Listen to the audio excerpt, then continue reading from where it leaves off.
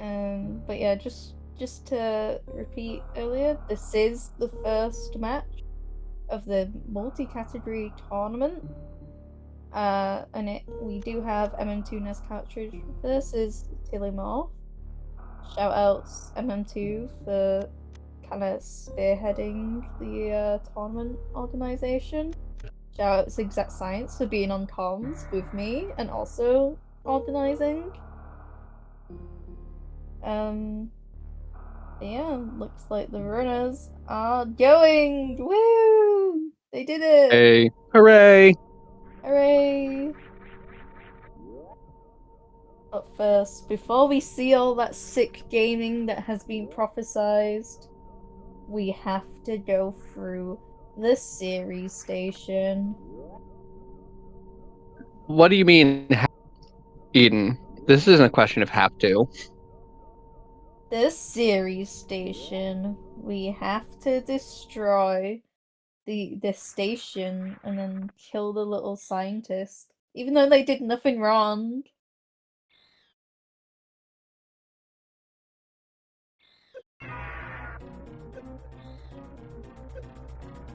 Yeah, I think both runners should go for the Wrigley tile.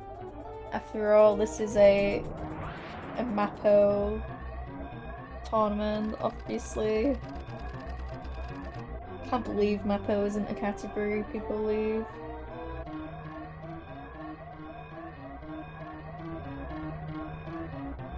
Alright. Exact. What is your opinion on both runners missing the Ridley tile?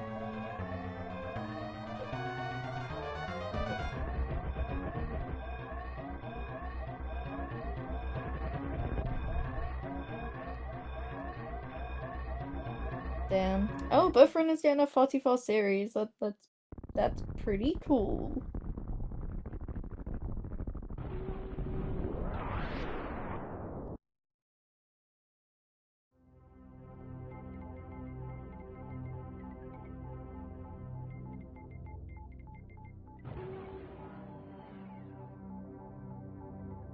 Alright.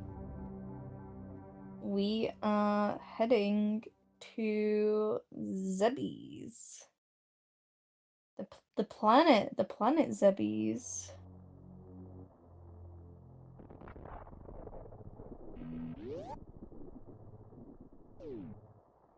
Chat, did you know the planet Zebbies is named after Zeb 316? That's kind of crazy, right? Crazy coincidence, if you ask me. Are these runs live? Yes, they are live. Which is actually a really cool thing, because we're so used to having like 10-minute delays due to randomizer tournaments. But because it's all vanilla categories, all the runs are being played live. Polar Bear Bunny did not know that the planet Zebbies is named after Zeb 316.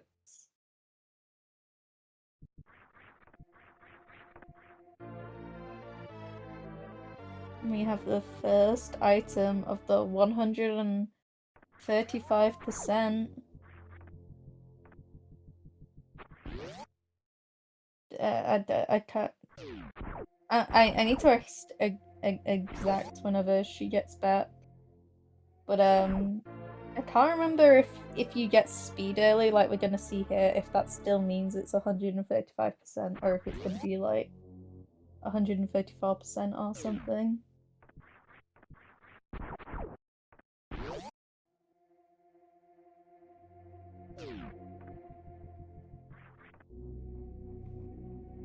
I also can't tell if Exact is trying to talk and it's not working or not.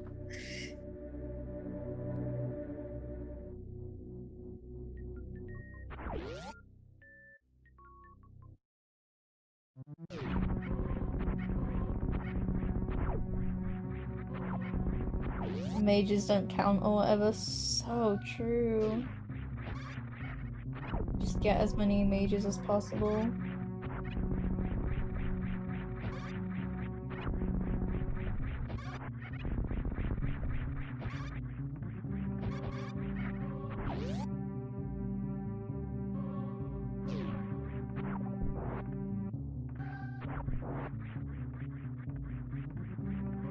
All right. Can you hear me now? Yeah, we have Oh, exact science back in the call. yeah. I was just talking and no one was hearing me, I guess. Yeah. I was like, did she go BRB? Shall I mention it? So yeah, Yeah, I had to we're leave. back. Yeah, my mic was just not being picked up by Discord. So, yeah, this category, as we watch this bomb Torizo fight, from both runners here, looks like Tilly's using the left side setup here, which is slightly slower, but still works fine. Like, the important thing with bomb Torizo is getting through the fight in one round if you can. So it looks like MM2 only leaving with one missile, Tilly leaving with 3. So Tilly's gonna have a slightly easier time farming. Looks like MM2 is gonna do that door bunk strat and Terminator to guarantee a missile from that first. Oh, right, that's important here. So the way that GT Max works is you have to get to Lower Norfair and perform the GT code, collecting as few items as possible. Oh, that was a nifty little air ball. I don't know about taking the hit there, but all right, and we're good. So you're only allowed to collect one missile pack, one super pack, one power bomb pack, as normal with GT Classic. But you're not allowed to pick up any of the energy tanks because you have to get those later.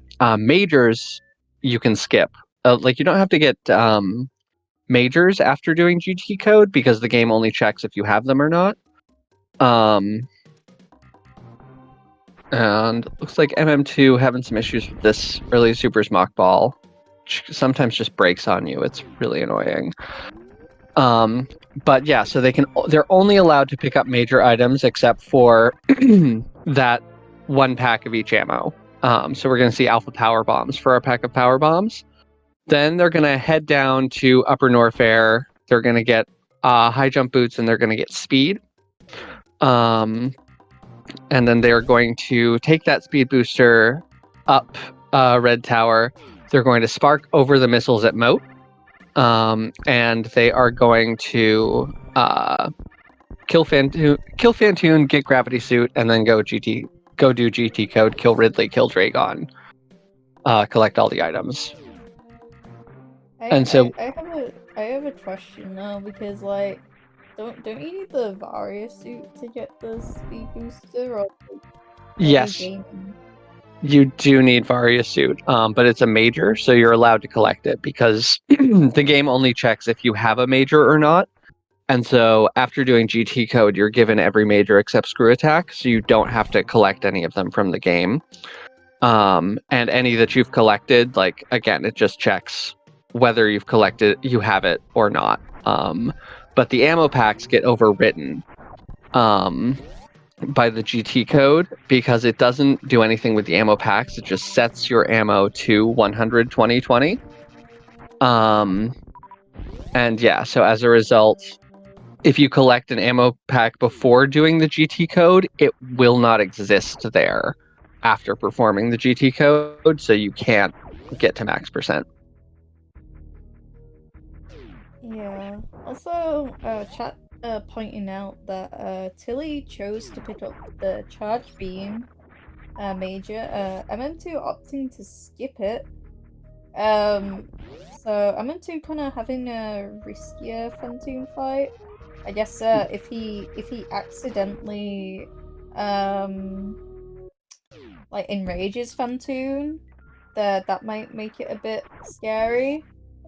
So Tilly just having an extra bit of security here with that charge beam, which is it's Mm-hmm. actually pretty nice early game because most things like kind of suck to kill in early game. Like I end up just using like missiles for a lot of things. But of Mm-hmm. course, if you've only got one pack of missiles, then you kind of need to be saving those.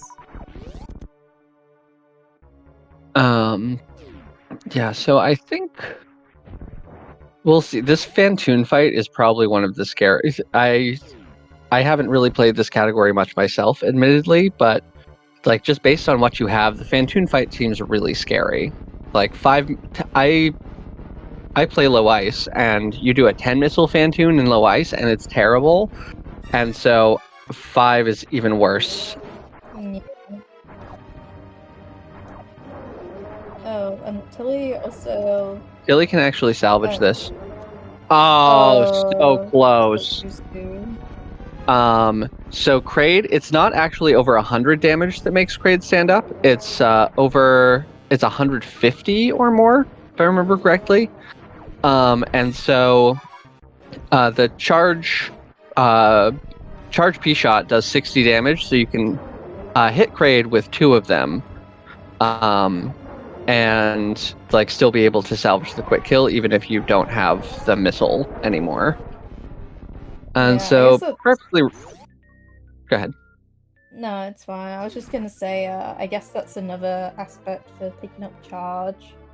Like, it just Mm-hmm. means, like, you don't get really hacked in the grade fight. Mm-hmm. All right, MM2 jumping over the energy tank here, going to get his high jump boots.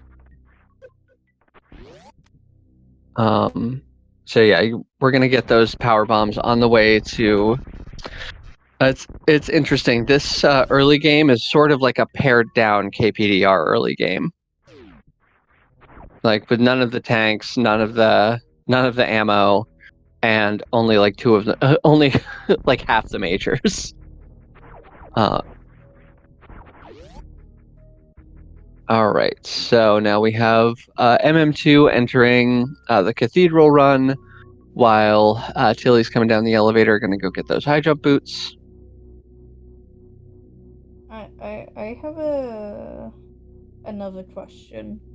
Mm-hmm. Do you need to pick up the high jump boots?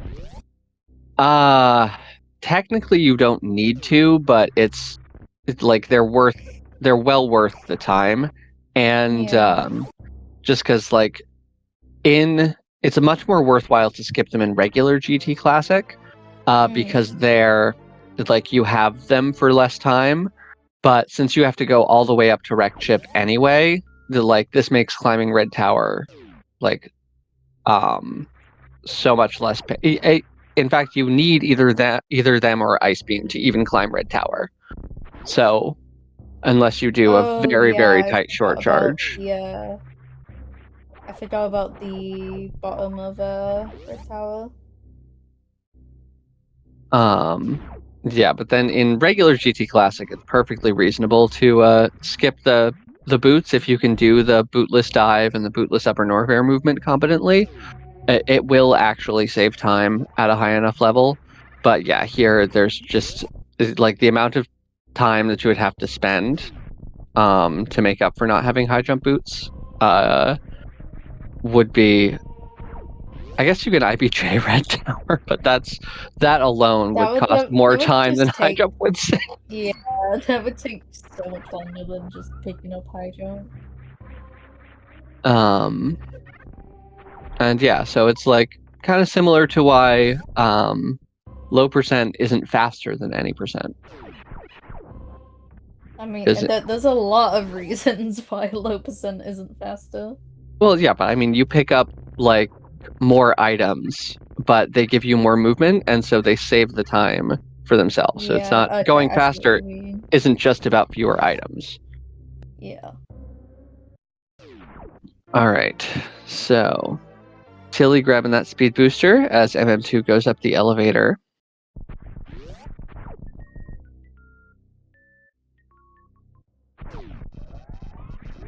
Yeah, speaking of, MM2 is about to go up that red tower. It would be really funny if now he just like decides to flex on us by somehow getting the shine spark. But he bonks the door. Boo. Alpha Spark and GT Max. I guess, like, yeah. There you go. There he goes, climbing it. What a gamer.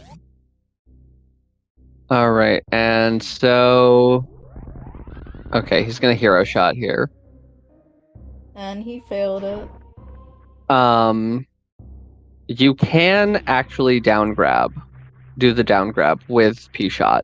Like you don't need any beams at all to do the down grab, but I forget if MM2 even does that in any percent.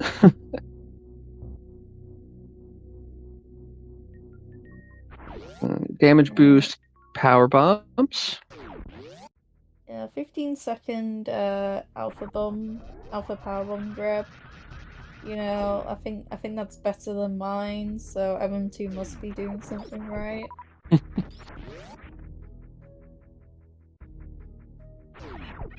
Meanwhile, Tilly's about to make the big ol' red tower climb. Oh, MM2's taking a save.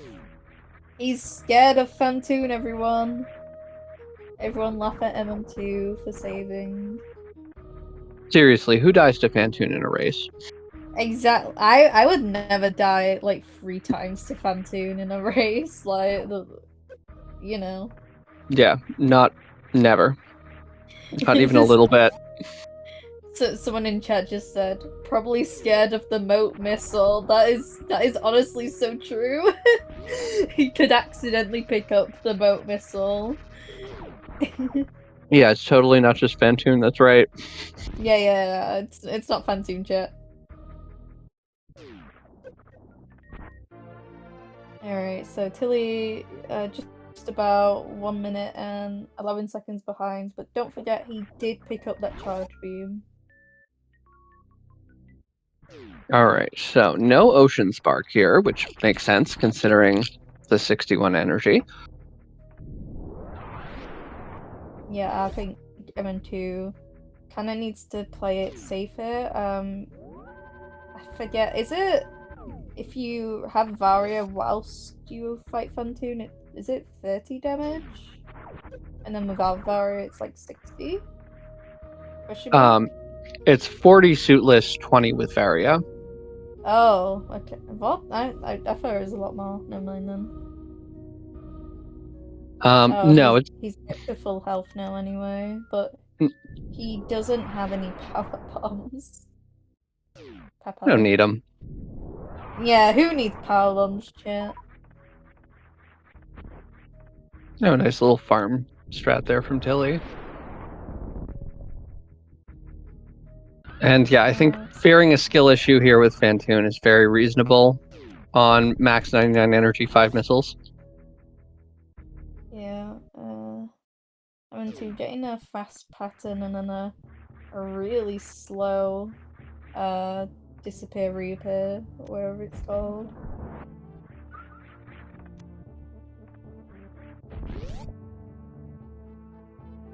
Alright, now I'm getting a slow.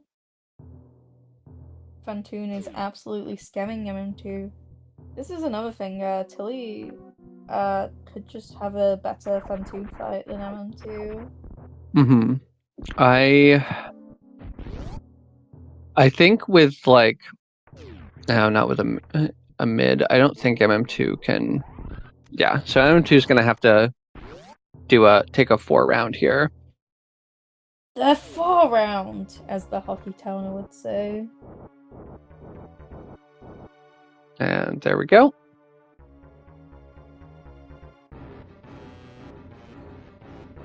Alright, GG's MM2, you did it.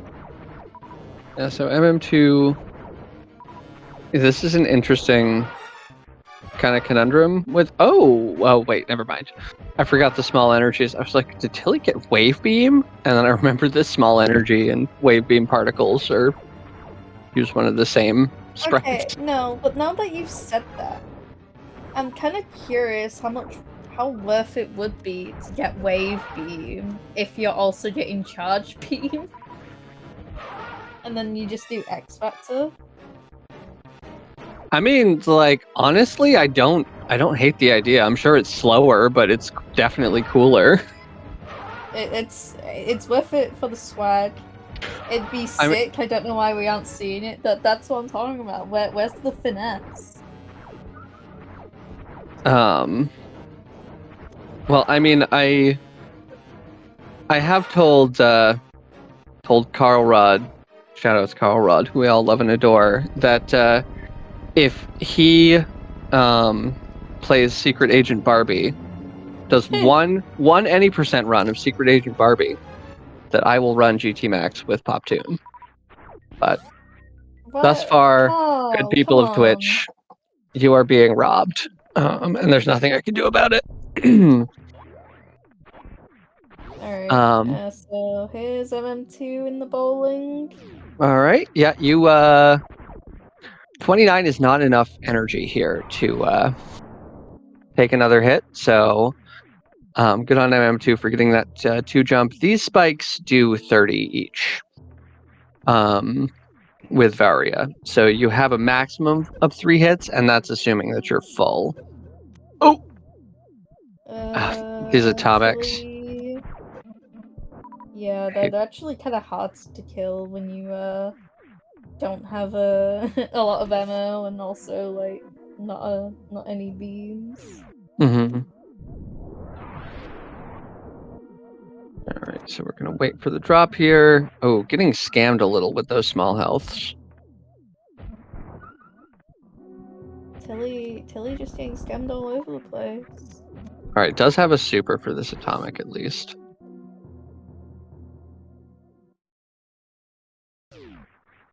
Alright, MM2 safely going under the moat missile. This is why this category is like so good. So yeah, expertly dodging those crabs. Those crabs do not as much damage as they would without rarity, but Still it's still nice. It's still nice to avoid them. Still hurts. But yeah. Yeah, the moat missiles, Terminator E-Tank, and high jump E-Tank are the 3 real bosses other than Kraid. Yeah.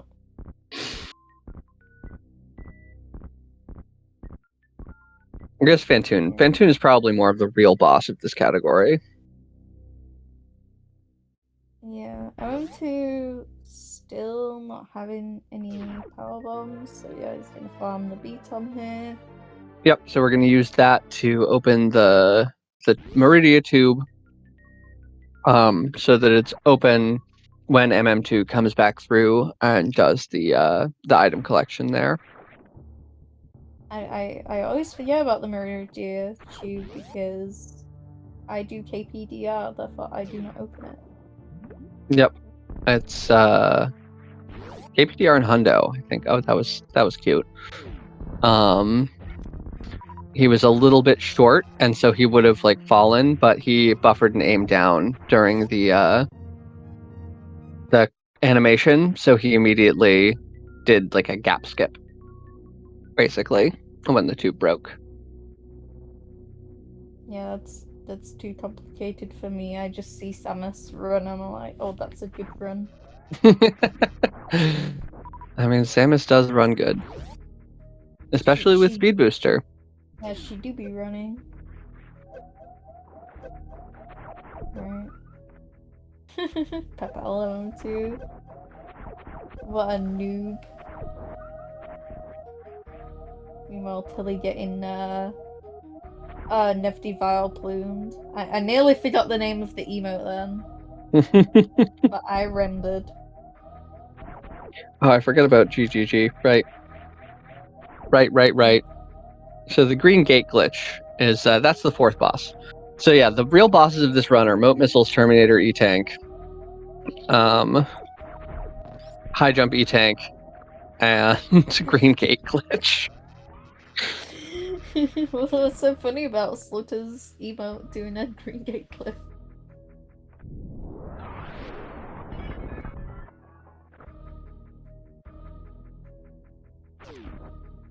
MM2 taking another save for green gate clip.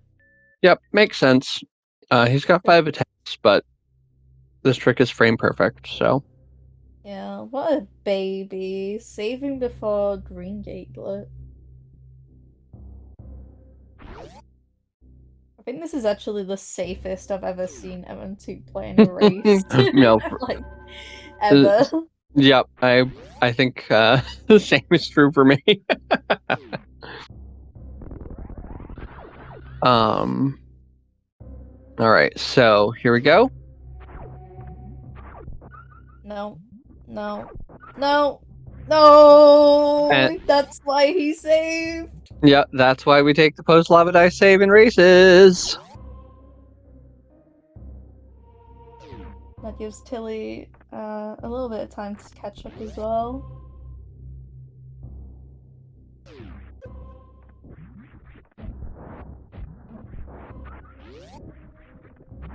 Yeah, making sure his health is pretty full because you do actually take quite a bit of damage when you do a gravity jump lava dive. I think MM2 took about 40, 50.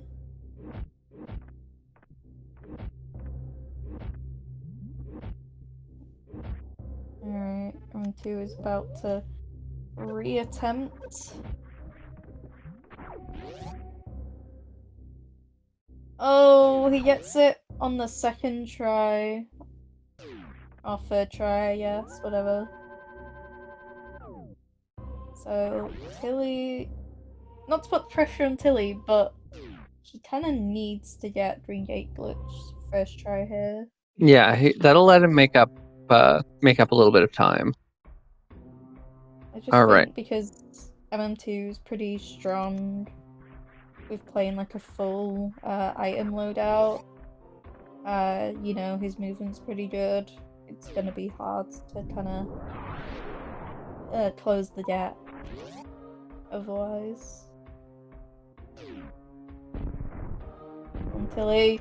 Yeah! Let's go! We got a race, chat. Look at this.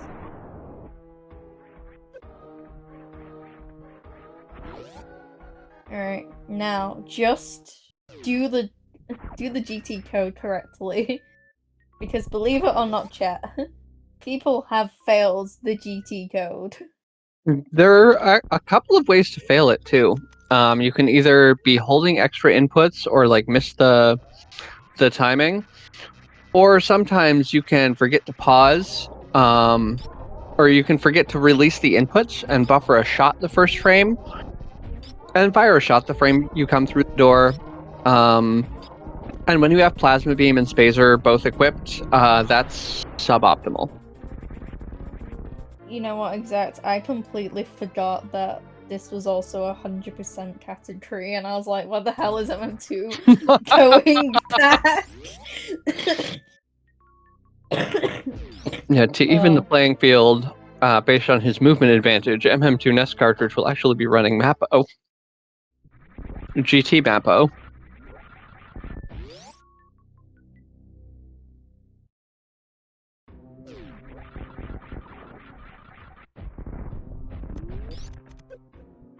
Alright. Yeah, why is it Mappo in this tournament, chat? Where is the GT Mappo?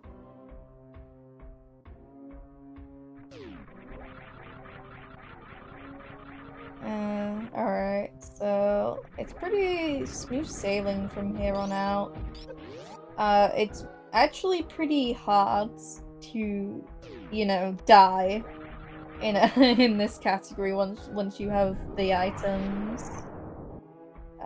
Especially because the runners are going to be picking up a whole load of E-tanks. Yep, you have 14 of them, in fact. So if someone, for example, MM2 dies, it's gonna be kind of funny. Yeah, that would be... Yeah, if that happens, we all have to point and laugh at MM2. It's the rules.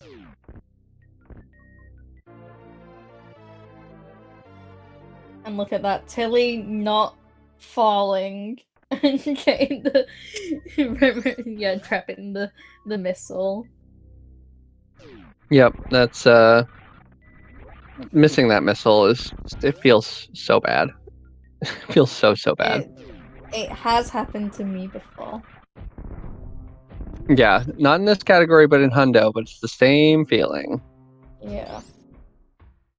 But yeah, that's another aspect, is the runners just remembering to grab items. My like Achilles heel for getting all the items, for some reason, is GT Super.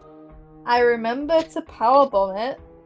I just always leave the room without grabbing it. So every time I see 99%, it's like, it's GT Super that I forgot. But both runners remembered it, so that's good. Yes, very nice. So yeah, for anyone who's not sure exactly what's going on and why we're getting GT Supers there and GT missiles particularly, now that we've done the GT code, in order to get to 135%, which is the maximum item percentage, we have to go and collect every single ammo pack other than the 3 we got before GT code, and all 14 energy tanks, and all 4 reserves. So we end up with a pretty silly set of tanks and ammo at the end. Yeah, and the goal is 135.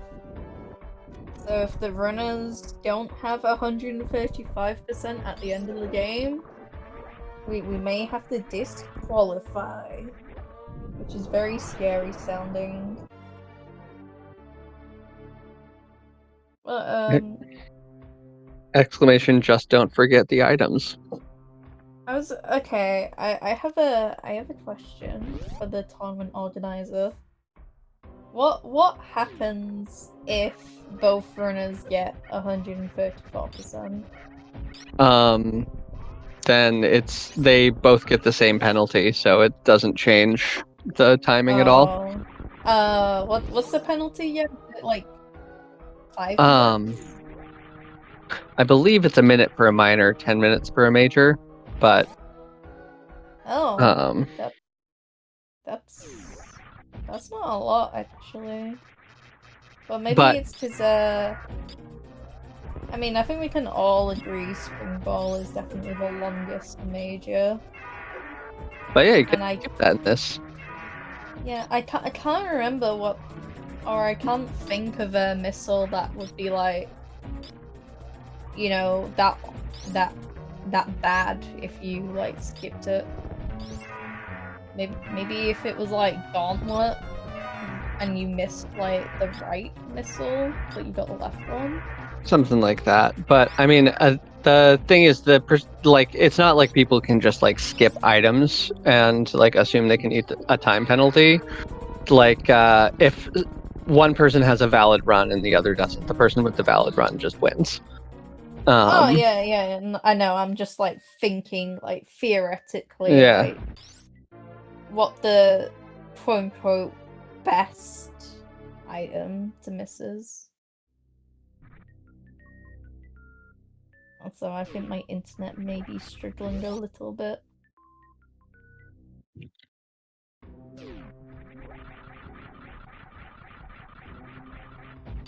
Alright, I'm into remembering to go to jail. Just like on a Monopoly board. He's going to jail. Yep. A very nice attempt at the Hodarubi special there. Unfortunately, not quite getting the blue.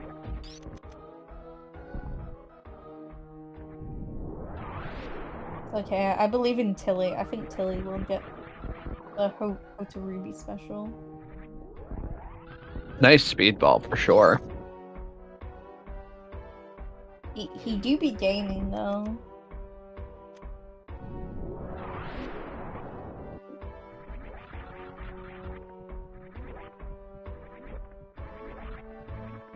So I'm into remembering the Franco Face C missiles. If you squint really hard, chat, it looks like a dog. If you Apparently. squeeped.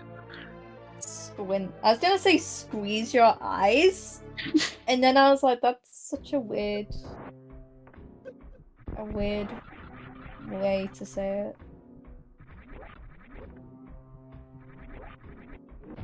All right, so yeah, as opposed to traditional GT Classic, where you would just leave at this point and go kill Dragon, MM2, as we see, is going to pick up these wave missiles. Again, does not have to go get the wave beam itself because it's a major, so he's already counted as having it by collecting it, by getting it as part of doing GT code. So we'll skip that, just get the missiles.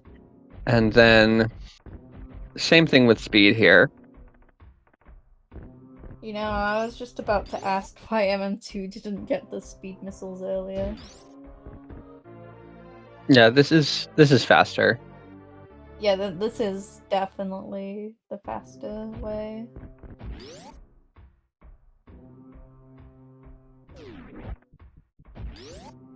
Oh wow, look at that spark. Did you like that, chat? That's sick. GT Yep. Max exclusive strats right there. Yep. And we just get to keep seeing those.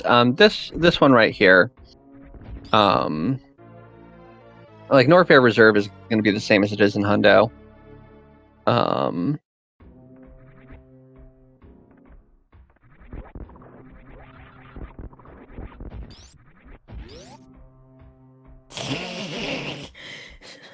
Too.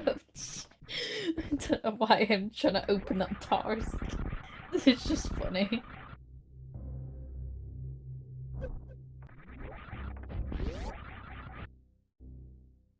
All right, so yeah, not a huge gap between the runners. Like it's definitely significant. MM2 definitely has a noticeable lead, but like Tilly is only a few rooms behind. For sure. Maybe MM2 dies to Crocomire. You never know.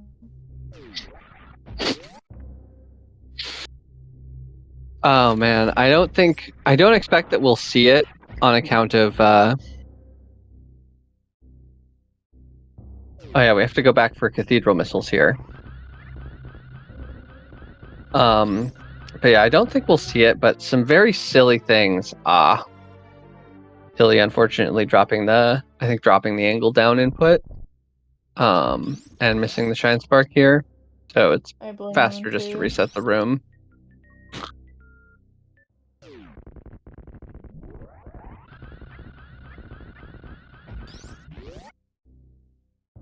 Yeah, GG's MM2 on remembering the cathedral missiles. I definitely would have forgotten those.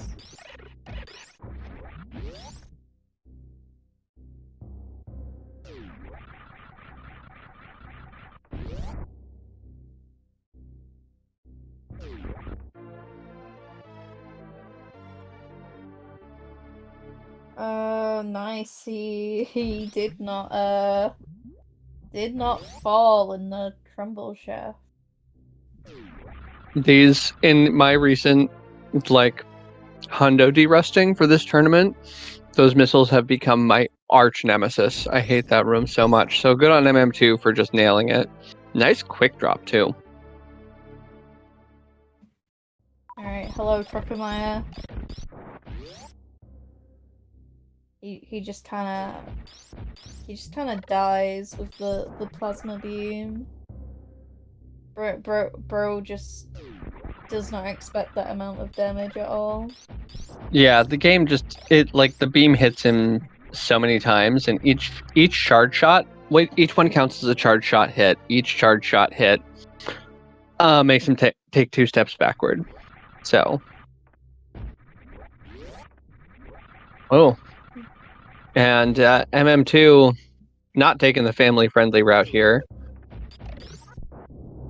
Ooh, nice spike suit. But what does family friendly route mean? I mean, he showed us the gruesome death of Crocomire. Oh, I was like, is this like a shine spot name that I'm not aware of? Right now, what do you do with this spike suit? Is he gonna carry it all the way up Red Tower, maybe? Or oh no, wait, he's going to Meridia first, right? Surely. Yes. I don't know. Oh, Oh, well. GG's MM2. well, I mean, you only need to collect the missiles here. You don't need to go get grapple. So, no reason for Indiana to try to do Indiana Jones to those guys. All right. Yeah, see, those missiles are the worst. Oh, that's neat. It's like, I admittedly have not watched a ton of this category before.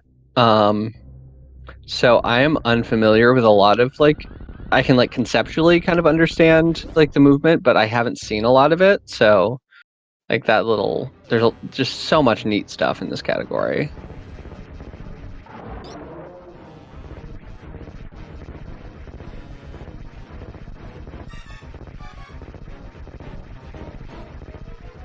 I feel like MM2's answering that what you would use like tracksuit for is it raises more questions for me than answers because he says full halfy if you do bot wound skip, and then he Yeah. added sus3. What the hell is bot wound skip in like the the X-ray door thing? Question mark. I Yeah, don't know. the weird thing where you freeze the little bugs in Butterfly Room, and it's like you keep freezing them in such a way that they push you deeper into the wall, and then you can Yeah, hit the door transition without going out of bounds. yeah, but there's no way that's that's fast. Um,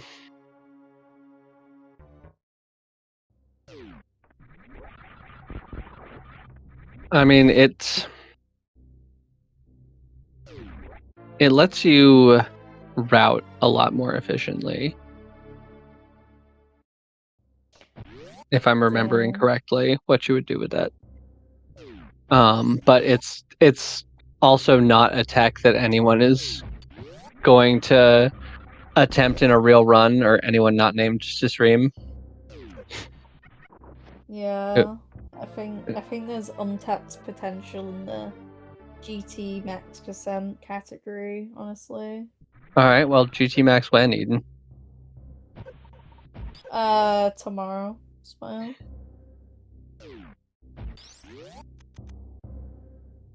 All right, and so MM2 coming back, getting these Kraid missiles. Um,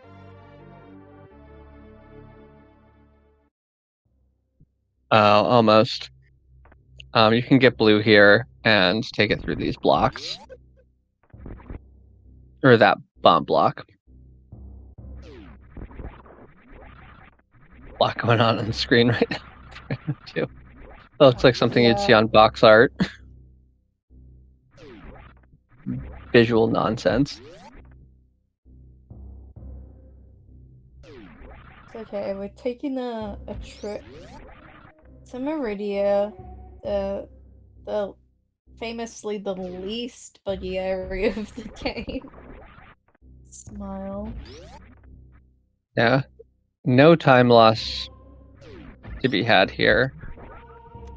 Yeah, exactly. This part of the game is actually really easy, and if you lose your any percent run to it, you're just bad.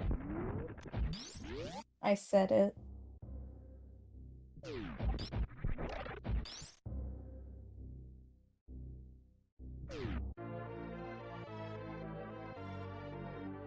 All right, so we've got the Mama Turtle items here for MM2, and we are quickly approaching the full energy tank bar.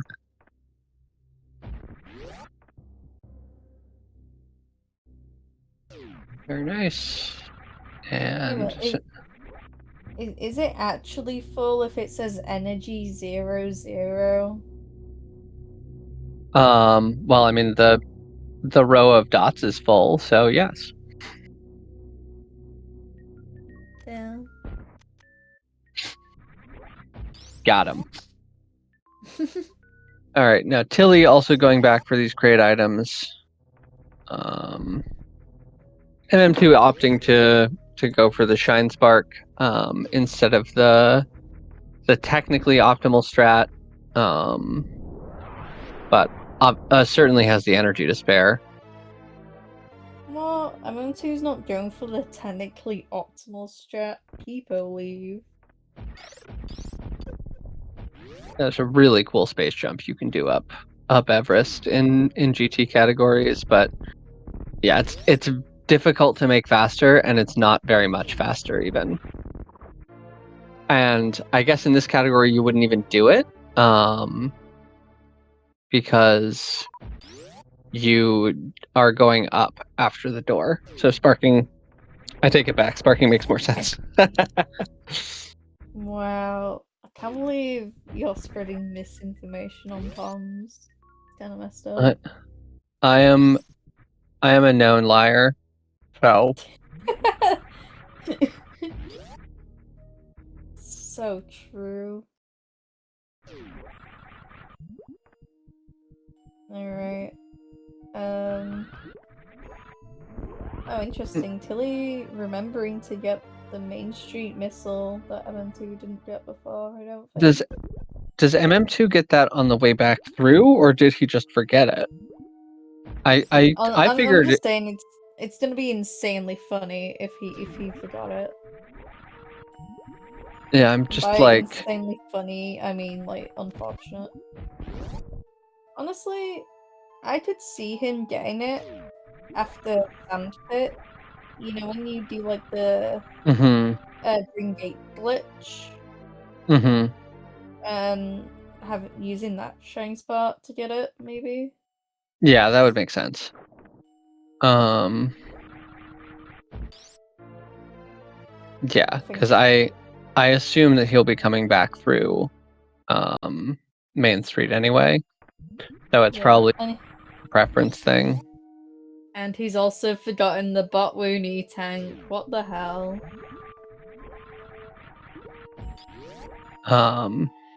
Yeah, that we're definitely gonna get on the way back through. Yeah. That's the standard way to do it in Hundo. I personally try to get it as late as possible.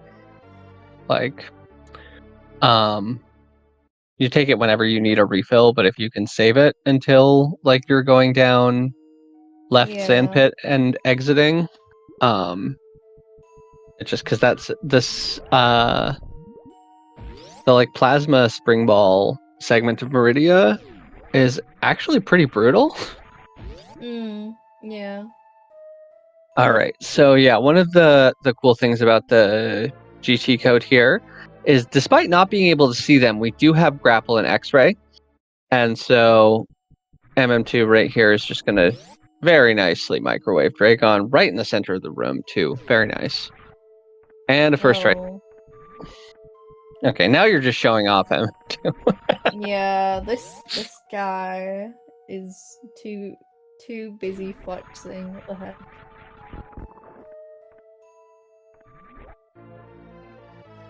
Alright. Wow, nice reverse halfie. Full halfie even.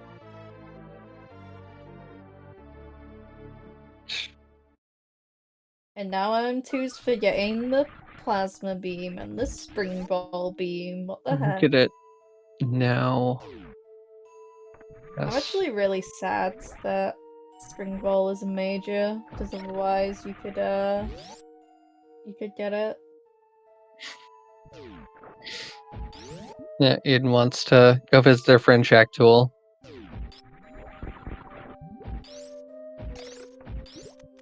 I take it back, MM2 would kill Shack Tool in cold blood.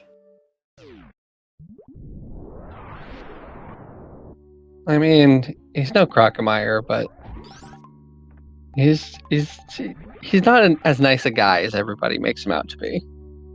Shack Tool, He's not just MM. digging. He's just minding his own business, and then you're like, nope. So MM2 didn't do the sandpit earlier, right? Yeah, you did. No? I'm really not paying attention. But I was wondering when you would do the other sandpit. I could just loop back through. I see.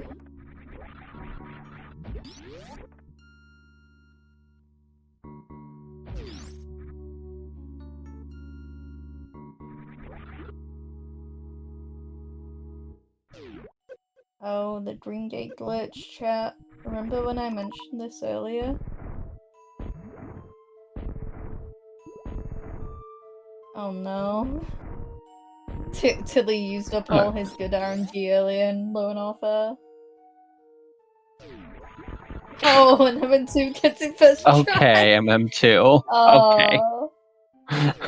It's because of the low and offer. Because MM2 had to reset, so it's you know, it's role reversal. So This is interesting here. did MM2 get Main Street missiles yet? Am I going insane? No, not yet. So yeah, Tilly here is doing the first pass of the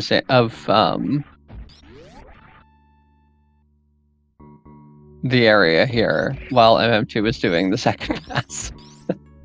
And they were like in the. Okay, I see. I think yeah, Tilly just chose to do the sandpit earlier. I'm not actually too sure how much it matters when you do like one of the sandpits, like MM2 just choosing to do them like back to back.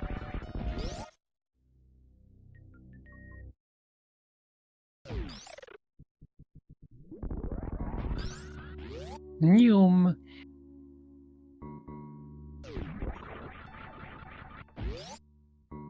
Ooh.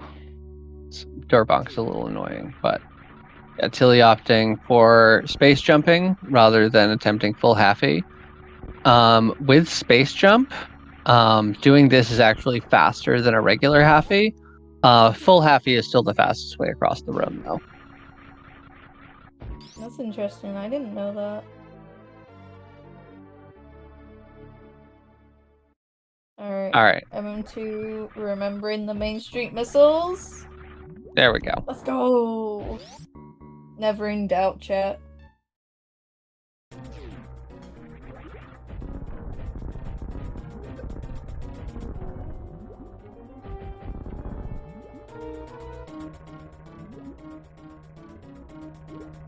Alright, so yeah, I'm just trying to think about the route in my head. I think yeah, MM2 will do beta and alpha missiles. Mm-hmm. And then the ship. Yep. And then Green Bryn. And then Retro Bryn. Yeah, I imagine that you do some of the criteria cleanup now as well, or at least most of it. Yeah, I think that makes sense. Oh, and now MM2 can actually pick up those missiles. Yep. So in fact, he has to. Yeah, he does not need to reset back to his last save if he grabs them.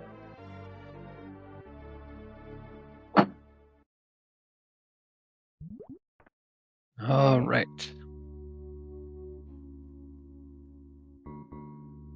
Tilly already got all those E-tanks?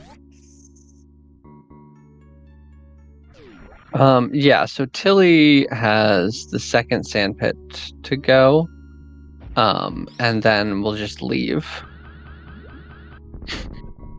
Yeah, I'm sorry, too good at skipping rope missiles. Yeah.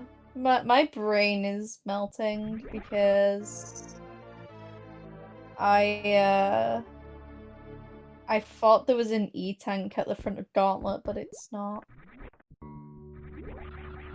It is an E-tank at the front of Gauntlet. Then how the hell do they have all the E-tanks? Because they get 7 when they do GT code. Yeah, okay. And I completely forgot that wreck ship existed, honestly. I was like, oh yeah, it's just Criterion, green, whatever. Yeah, No, if you only have I to could get the forget miners in which. wreck ship. And there's an E-tank here. Another E-tank. Yeah. Okay, so you actually have like a billion more E-tanks that you need. Yep. In this category. Yeah, you overfill your E-tank bar by a lot. You don't see it on the in-game HUD, but if you save with more like in Turian as a backup, you have a very like the save the load screen on the title looks very silly.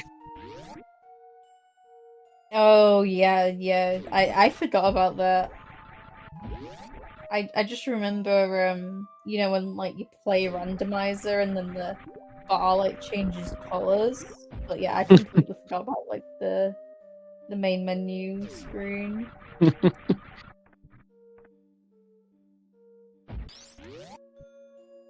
And then the pause screen gets a little silly eventually as well.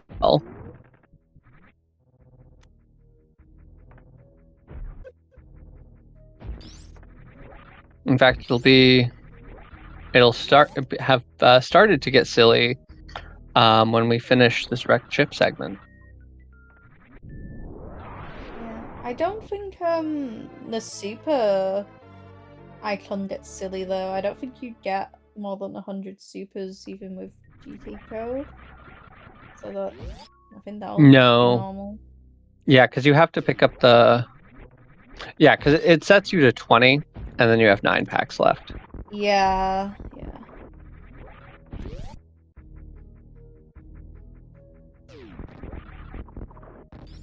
I like how this commentary has just turned into like us figuring out like when the game starts to get funky. like we already broke the game by doing GT code. I don't like it can't get more broken than this. It's like, wait a second. They do the GT code in this category? Oh wow, I'm learning so much. Code? What?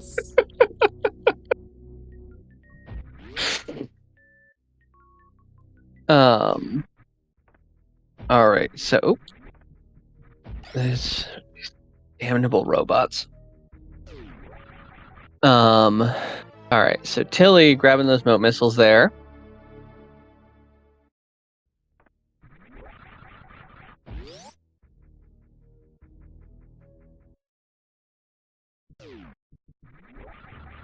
Dog outside. It's very peeved.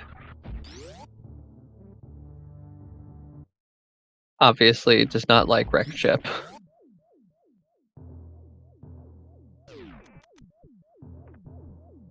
All right. I love wreck ship. But only with these items. I actually hate wreck ship in like 100% because you know the sky missiles I hate them. When you have to play randomizer and get the sky missiles item and you don't have high jump, you don't have speed, you don't have space. It just makes me want to cry. What, you don't like the Tripper friends? No. You don't like spending time with your buds? The Trippers? No. So not very kind. I went to doing bowling for the second time. I'm kinda upset that he did an X-ray climb and backdoor the thing.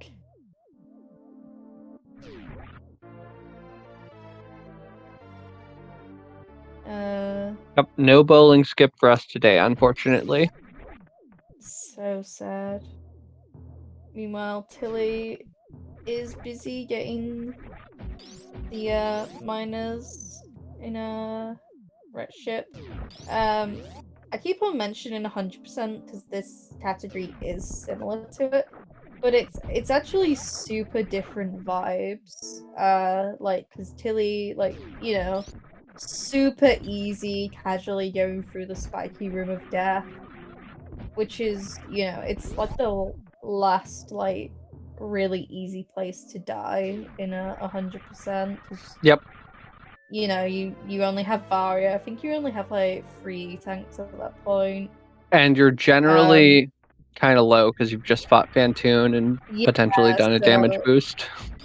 Spiky Room of Death, I is painful in normal 100%, but here we we don't even need to like even think about it.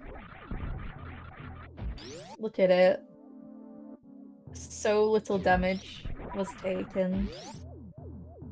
Yeah, just like, who even cares? Exactly. Like, Because on who? yeah, like honestly, I think that's the downside for GT code in general as like a viewer. I feel like as a runner, GT code's really good because it's like a boss rush, right? And people love that. But when you're a viewer, I'm just like, resident sleeper, like who cares? No, nothing's hard anymore. Well, then the difficulty becomes less about dying and more about going fast. Yeah, I mean, I Like do with like seeing the Hundo. super optimized like room stuff.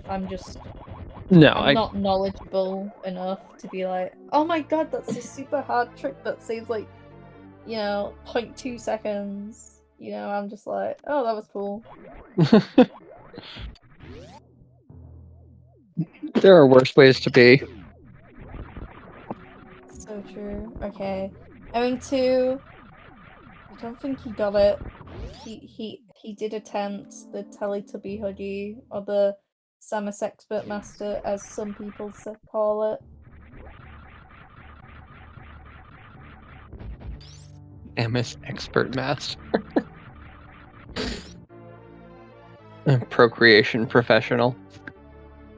I know, right? I'm just basically riffing off like names that commentators before me gave it Oh, to, yeah. I don't actually have a funny name for it myself. I think I need to make something up and stick with it. Yeah. I mean, I might need to come up with my own, but Teletubby Huggy is just so good. I think because the way it was said, and the fact it was said in like GDQ, it just made it so much better.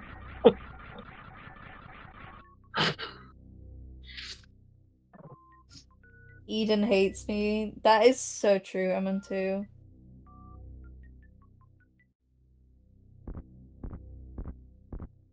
All right, and now we finally get Brinstar Reserve.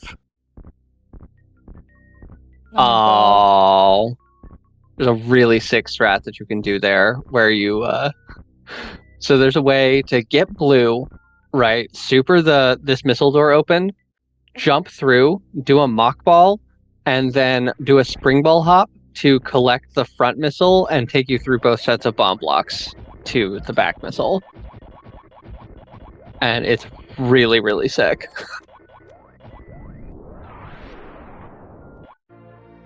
I agree.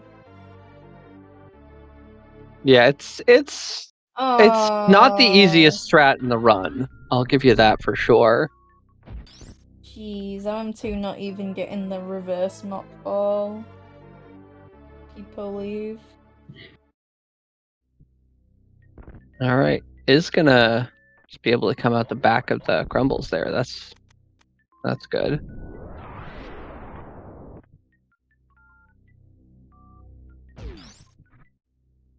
Oh damn, Tilimorf just did the the gravity skip right there. My jokes are really bad today, I'm sorry. Right, so now that was about missiles, so Tilly is now finished with Wreck Ship.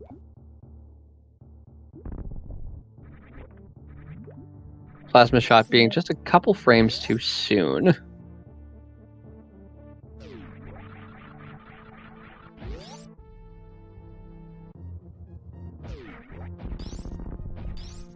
Yeah, MM2 has a pretty substantial lead at this point. Tilly still has to do this collection at the top half of criteria, and then go down to do the Brinstar collection. MM2,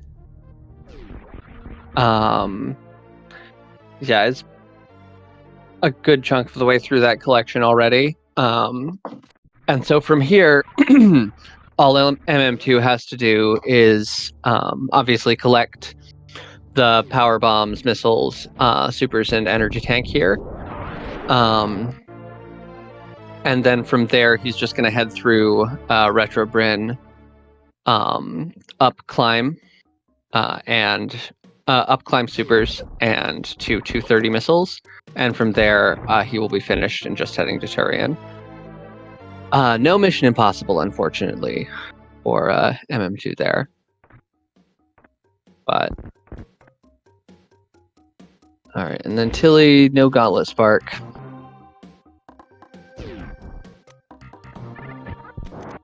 Oh, just the Gauntlet Spark, not even the Eden Expert Master.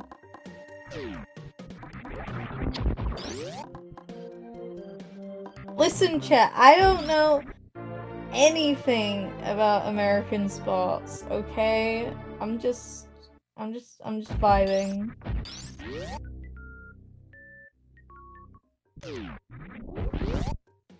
Speaking of, did everyone watch the American football over Thanksgiving? That's the thing that Americans do, right? I've been told. I actually really embarrassed myself because I asked my brother, because he watches American football, and I'm like, oh, isn't it the Super Bowl today? And he's like, no, that's in February. But like, why isn't the Super Bowl on Thanksgiving, you know? Truly one of life's great questions, Eden. The Denver Broncos. All right, so here we've got Tilly, starting that Green Brinstar collection here. MM2 not having to collect that charge beam because it's a major item. Again, Tilly got that earlier as a bit of a safety that I think did end up saving him time in the grade fight when he had to back it up.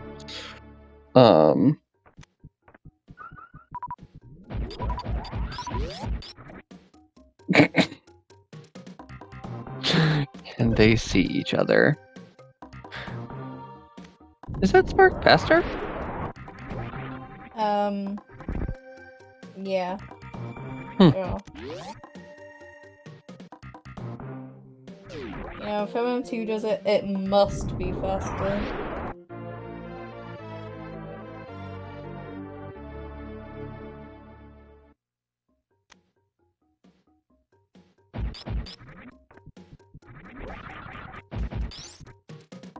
All right, and so now Retro Bryn, so MM2 is coming into the home stretch here.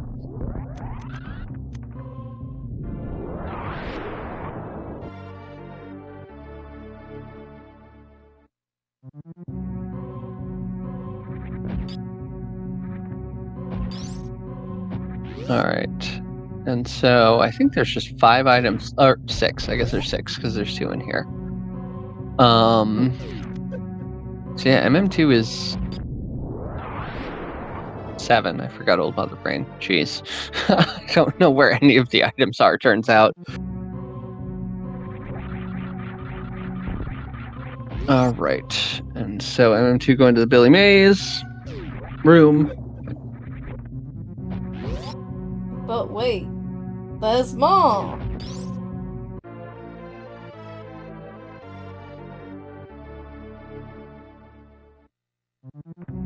Right, and there we go. So yeah, there'll be the missile down here, and yeah, like I said, the missile at Old Mother Brain, supers and 230 missiles, and that'll be all she wrote for item collection.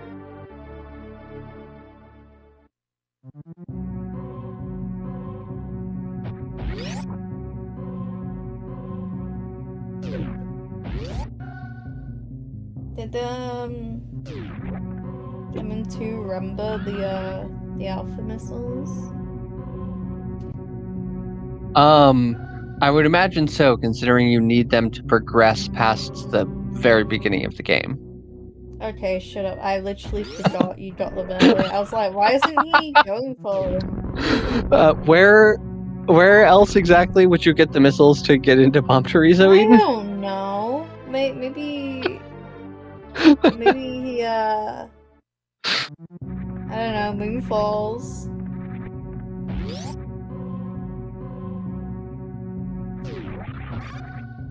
Yeah, just task dancing to Old Mother Brain missiles. But, I mean, they're probably not even there until the planet wakes up, right? Thinking about it? Yeah, not, but, I was trying to think of, you know, like what the task does, and then, like, you go out of bounds, and then, I don't know, get some other missiles. Yeah, I mean, like, yeah, but going out of bounds is cheating. No, it's not. Smile.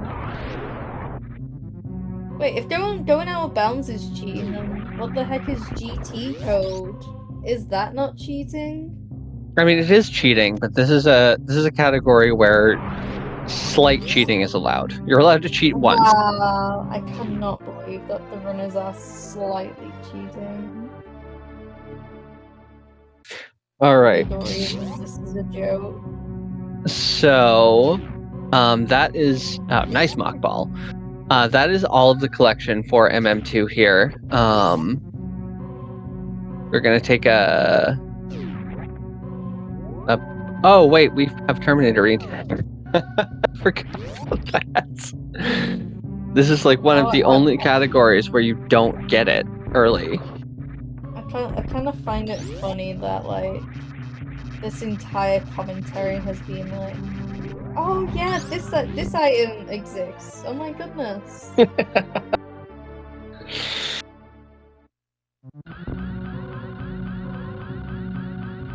Alright. So yeah, MM2 should be going down to Torian. I mean, you could do another lap Green Brent Star if you really wanted to, but it wouldn't be optimal. Yeah. I feel like that would be BM, if you know what I mean. I mean, also, I don't think that I think that could potentially take enough time that Tilly would be able to catch up. So probably ill-advised for many reasons.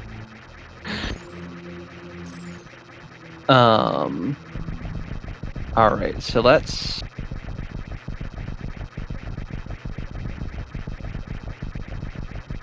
Do you do stand-up in this category?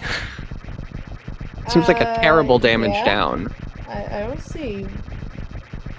Oh. The damage down seems awful. I mean, you could do stand up. Alright, so MM2 hitting down, and it looks like he's going to. Hitting down on the terrain elevator at 114 flat.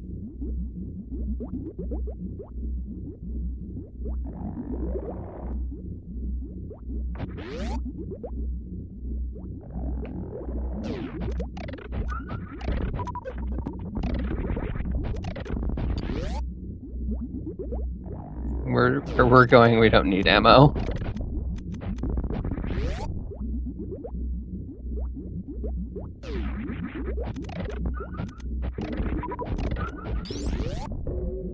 Oh, so close. That strat is so sick.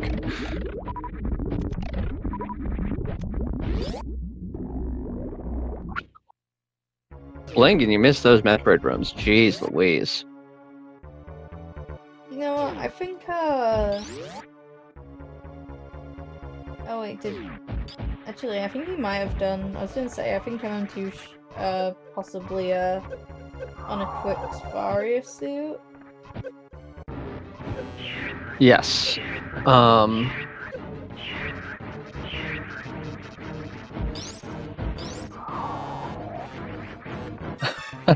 This is something Imagine I forget getting about. grab stuff. Oh my word, that would be so bad. You have so much energy. That looked a little scary for a second, but yeah, he's totally safe.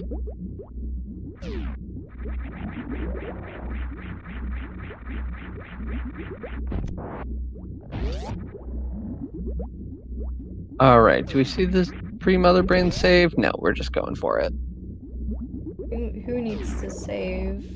He's got all the health in the world.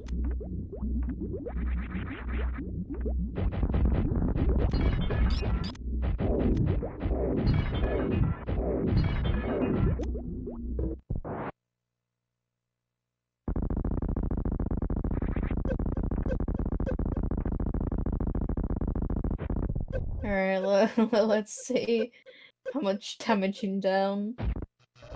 Oh, he's already depleted some E-tanks. Let's go.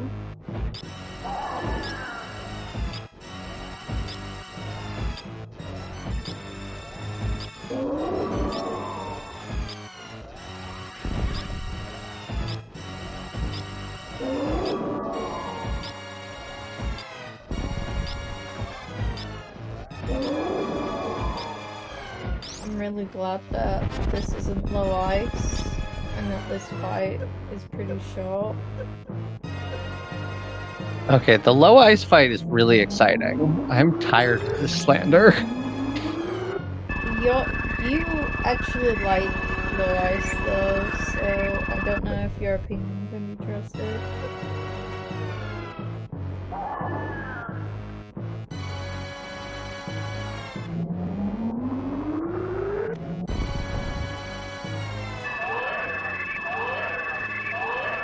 I'm going to doing stand up.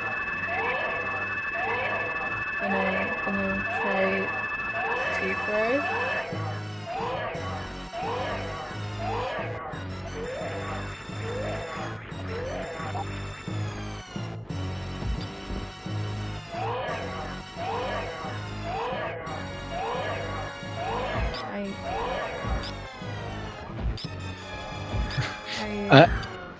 I don't know if he got it or not. I can't actually tell.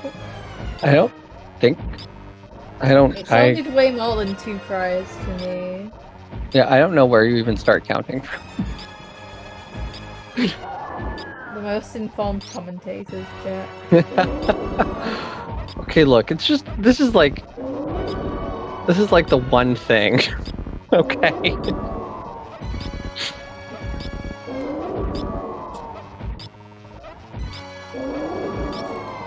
He missed 2 cries, that was like 5 cries. Wow, that's an unoptimal number of cries. Alright.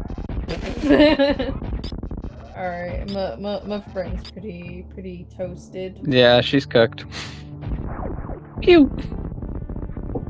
Pew pew! There you go. Alright, so we do have both runners in Turian at the same time. That's always nice. That's true.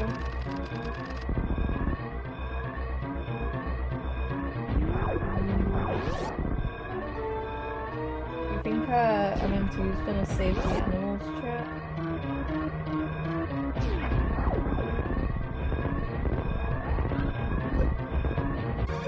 Oh, no blue bomber. You believe.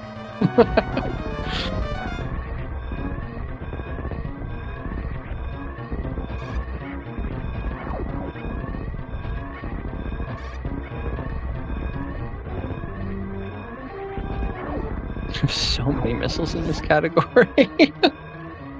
I know, I just looked over and I saw Tilly like have 300 odds, Yeah. and I'm like, what the heck? You finished with 325. Oh, that's nearly 100 more than vanilla. Oh, M2.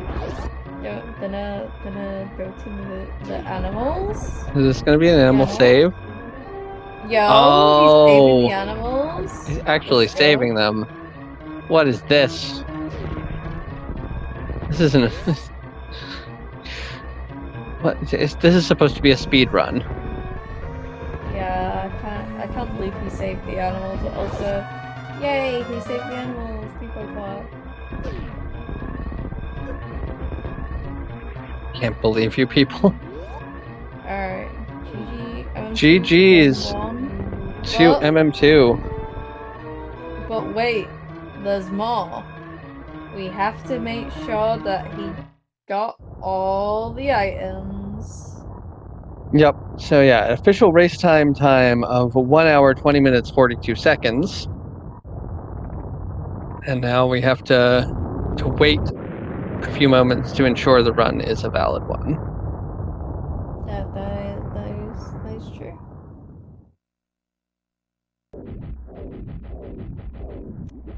I mean, hopefully it is valid. But you never know.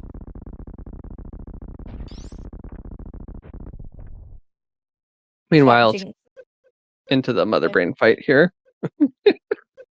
Damage down is so silly.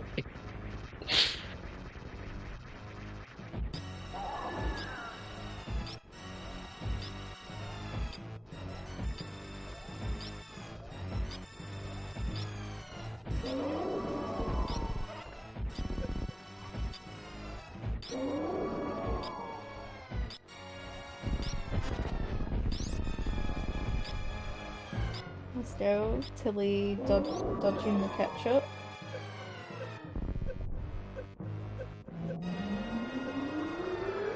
There we go. Did it just in time.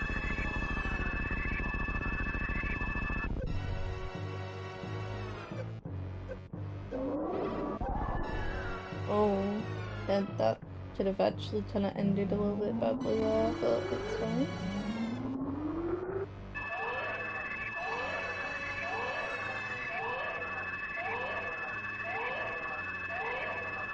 Oh my god. I just realized Tilly is like in the floor.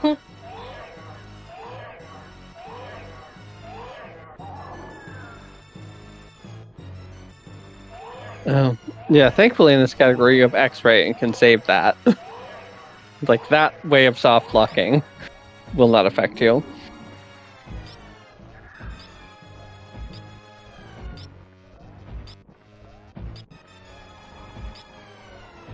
Yeah, it kind of seemed like he just bombed himself out. Oh yeah, you can do that too. That's the source of that Ruya clip with the smushed morph ball. I don't think I've seen that clip. That's pretty funny. Ruya gets crouch locked, does a bomb jump to get out of it, and the morph ball sprite is like squished vertically like 50%. It's like half the height vertically, but the same width. It looks like a little egg. That's where the baby comes from. The egg.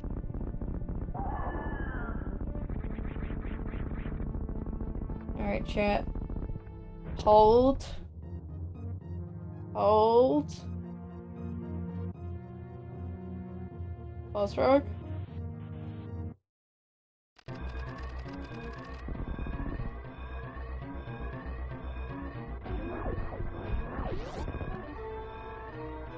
Rate for collecting items is 135%. Valid run. Valid.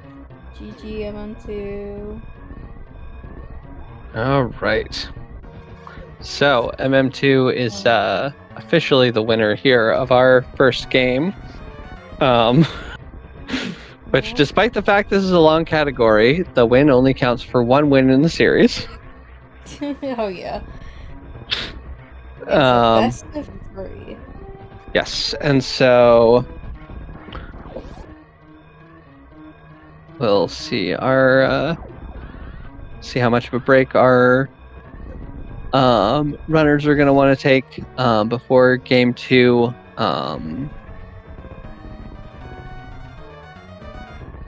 Looks like game 2 is Hundo. Yo, more Hondo? Unless it's again just the race room. I think it's just the race room.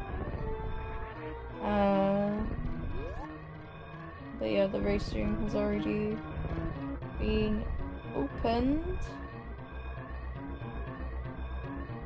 But yeah, I think the runners will be taking a break. Also, GG's on Tilly on Yes, finishing. GG Tilimorf finishing with a race time of 1:25:32.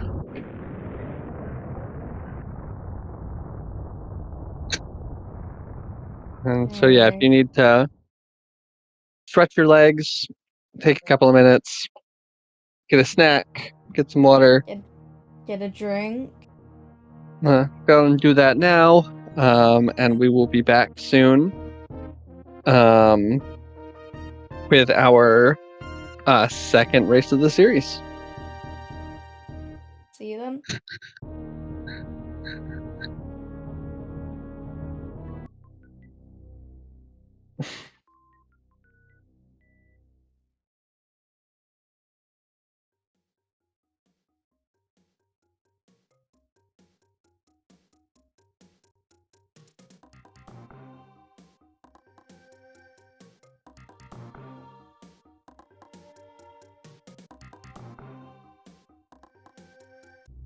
Hello again, Eden8.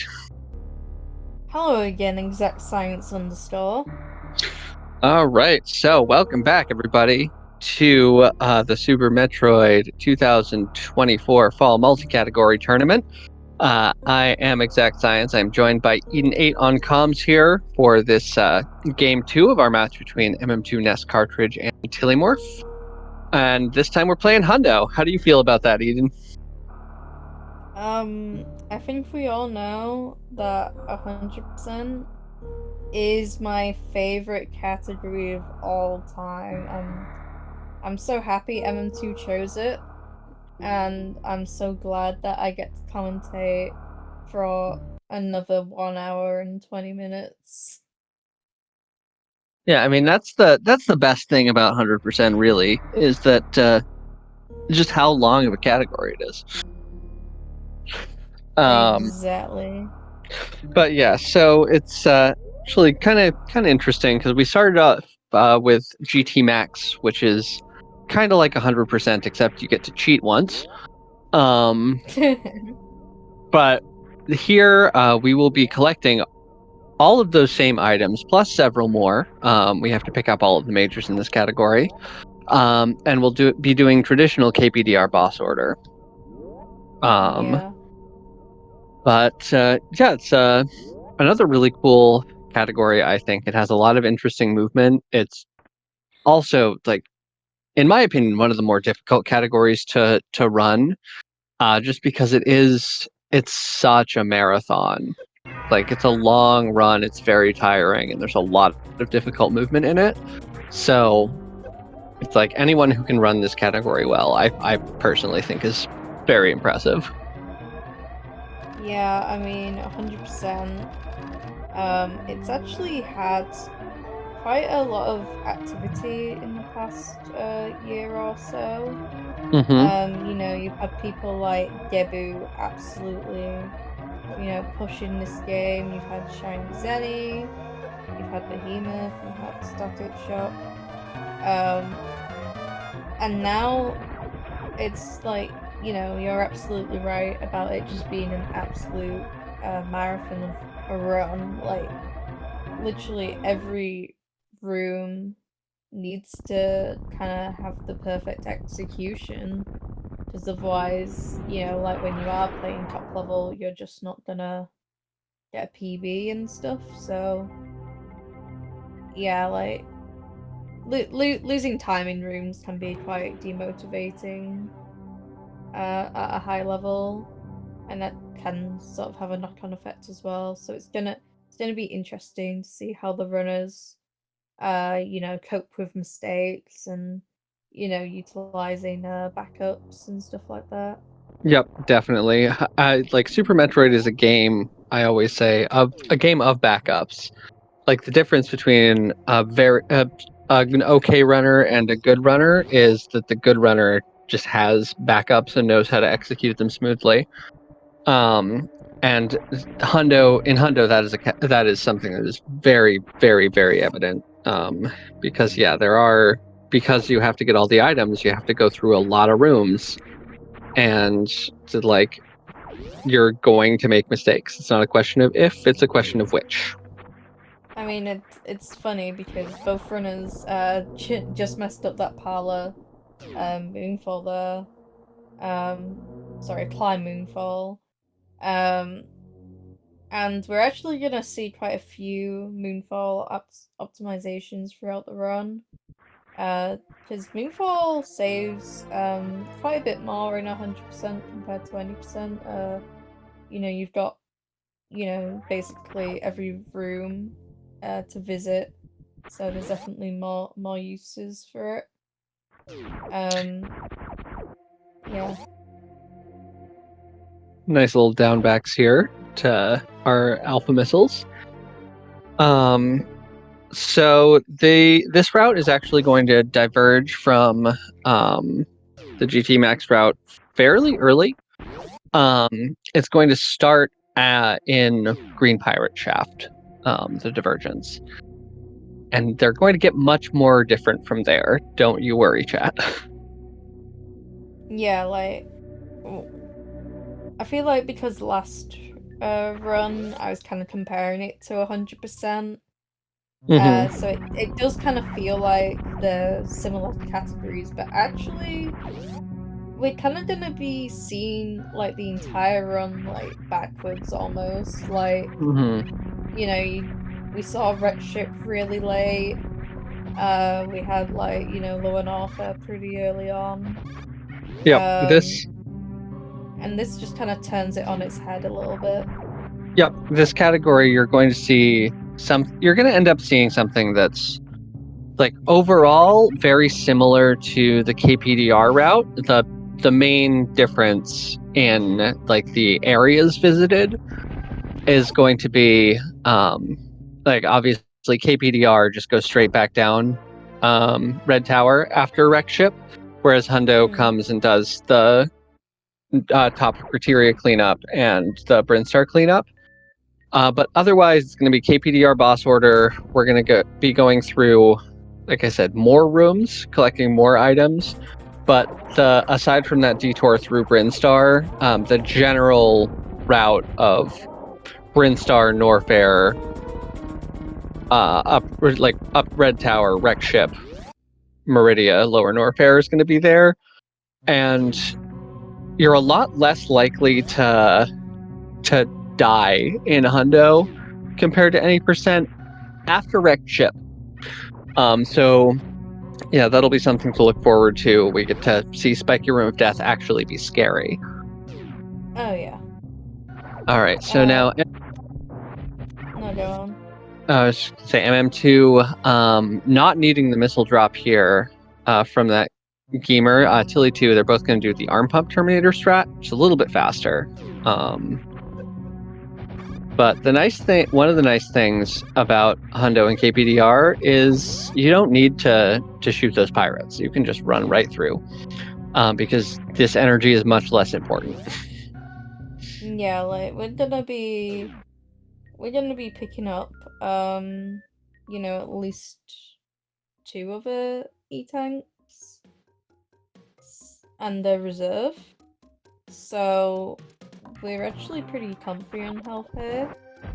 That being said though, like I do want to emphasize how scary the spiky room of death is, and it's definitely something the runners need to worry about. Yep. And so here, a difference here, we don't quick drop after collecting early supers. We actually damage boost off this waiver because it's faster to get these items now that we're already in here than to come back on our second Brinstar pass. Yeah, it's just so much faster to do this like whilst you're here. You know, there's not really much reason to kind of ignore these items and get them in the cleanup.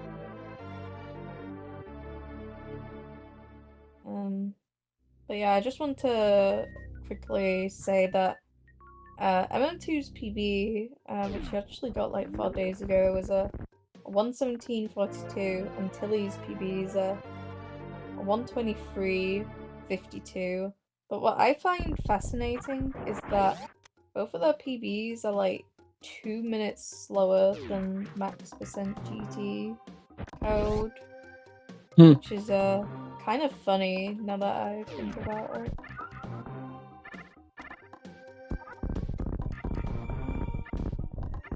Ooh, nice little missiles escape from Tilly there.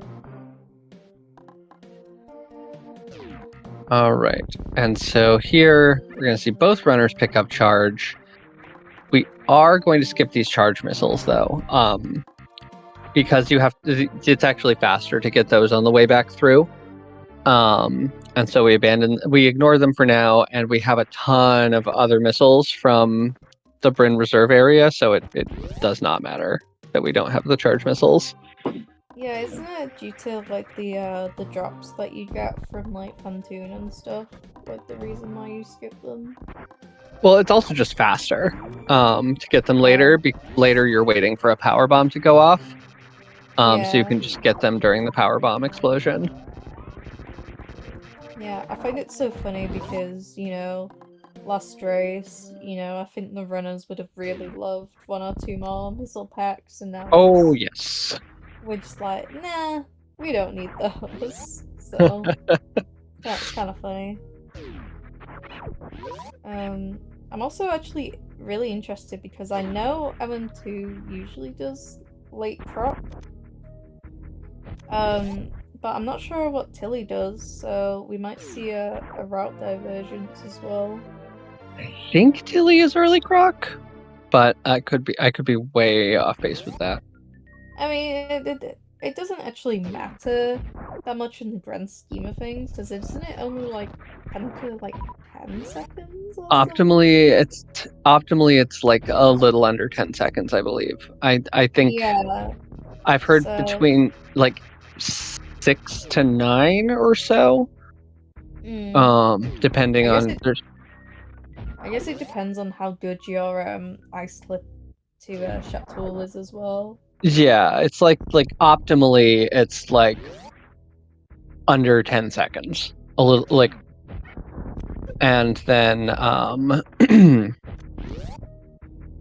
it's also like that's optimally, like you have to be able to like take advantage of that time save anyway, just like with any other like route time save like that.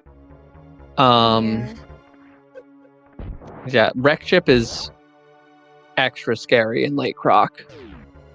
Oh yeah, because obviously, like, you don't have that extra E-tank from Crocomire as well, so it can be a little bit scary.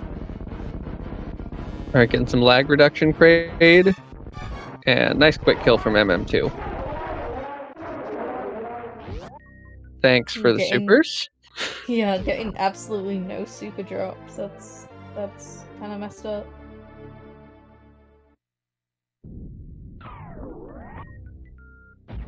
So let's see if Tilly manages to pull off this great crit kill. He had a little bit of issue There we go. last match, but manages to pull it off this match.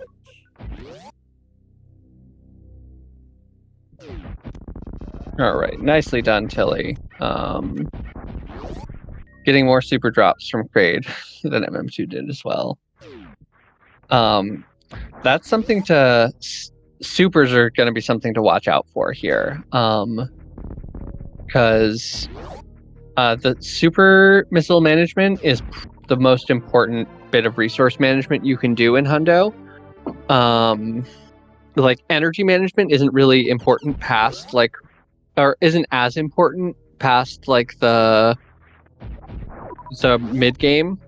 Mostly past wrecked ship. If you can manage your energy well enough to get through Gauntlet without ship refilling, like energy management basically is no longer a thing for the rest of the run. But super management is always, always, always going to be a thing in this category. Yeah, because the thing about supers in Super Metroid is that there are actually not that many of them, which is it's quite funny. I mean, like you do get 50 total, but you know, like compared to randomizer where you can get like 90 of them if there's like no charge, it's just so much different in terms of resource management. Like in early game we have one pack to last us until like wreck ship. Yep. And then you know, it's still a bit lenient after wreck ship, but you know, you kind of go through your supers quite quickly in Meridia as well. Yep. So it's just yeah, something to always kind of keep a note of. Yeah, you need them several in Meridia for Bosfoon particularly.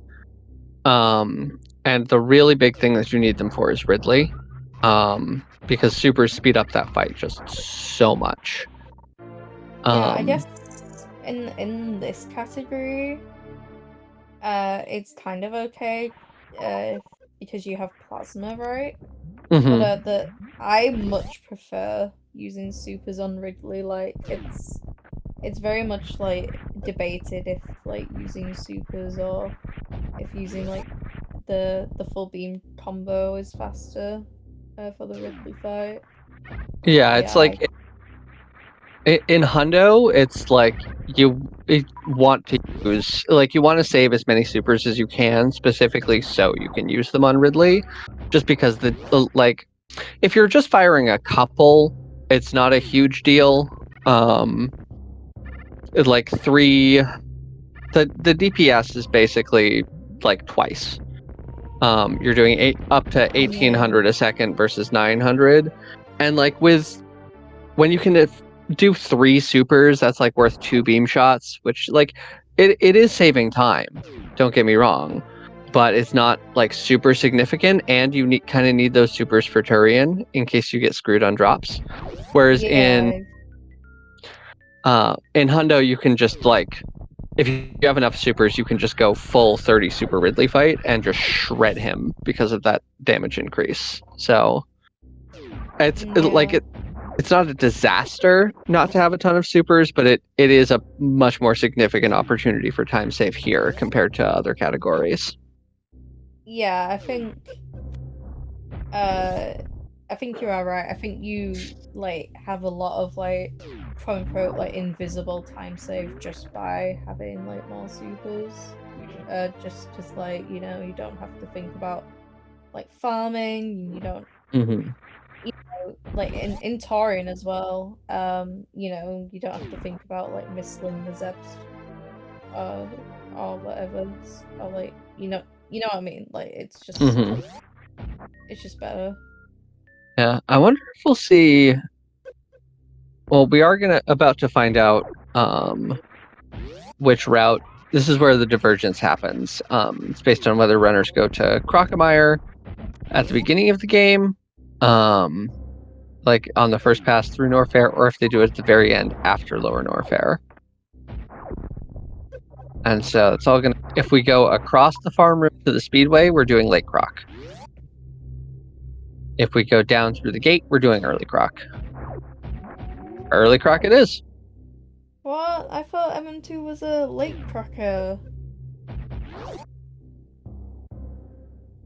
SMH MM2.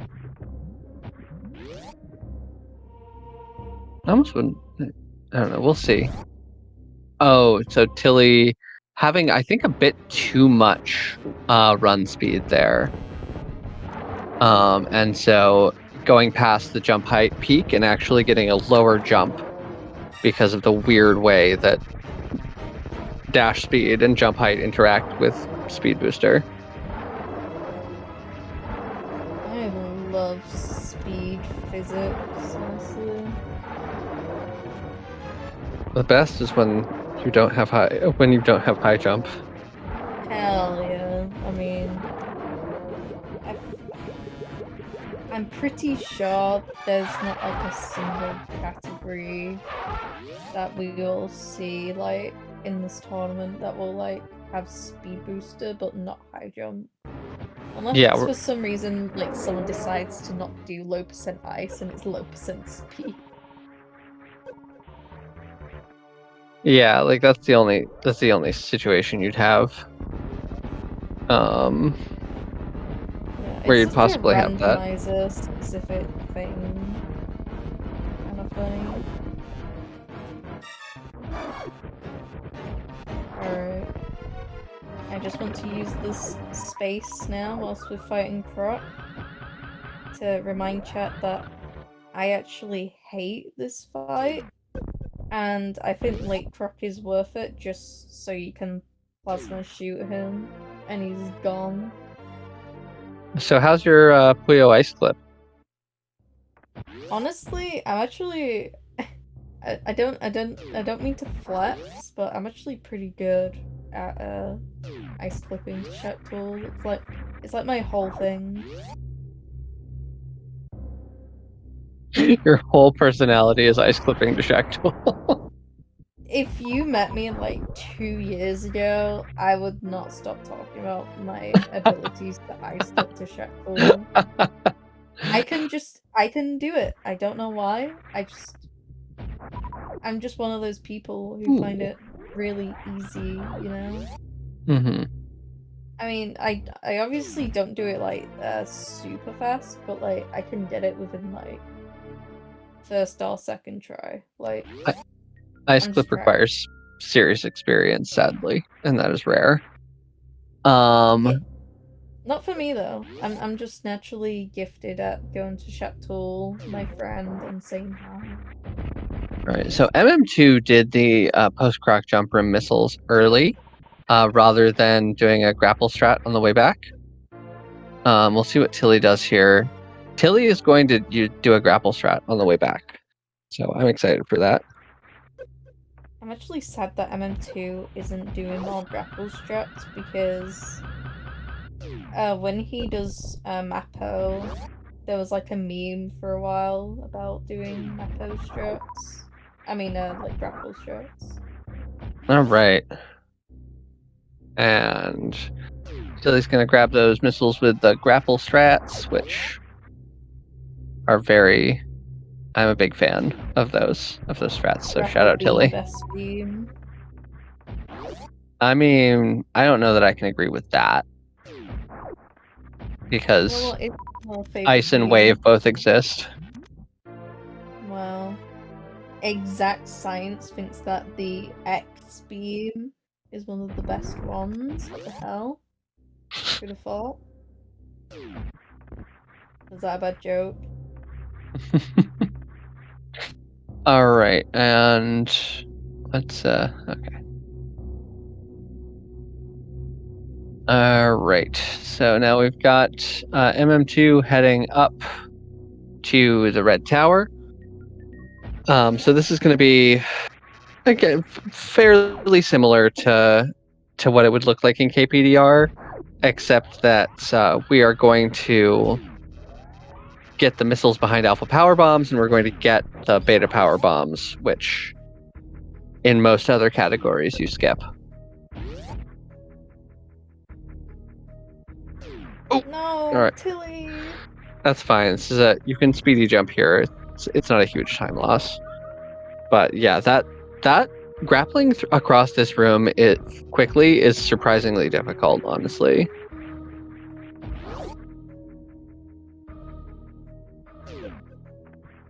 I think grappling quickly in general is just kind of difficult. Like, I think, honestly, this game does have good like grapple physics for like the the time it was released, but when you play this game, they just feel so janky every now and then, and it's like,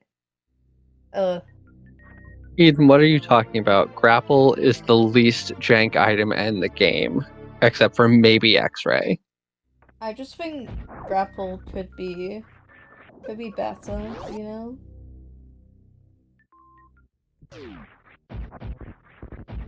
Alright. Eden, you're wrong. Are you telling me you've never used the grapple beam in Metroid Dread? That's how grapple should be, chat. Okay, I'm Also, Tilly doing X-ray early. Oh no, man, I got baited.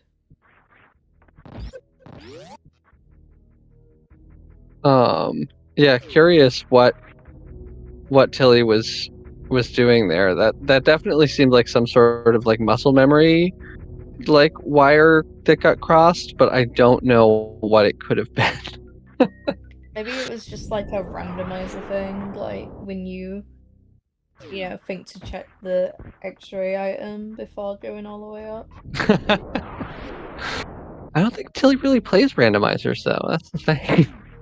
I don't know, like, I mean, you could get X-ray there, it's just, kind of redundant when you can get it later.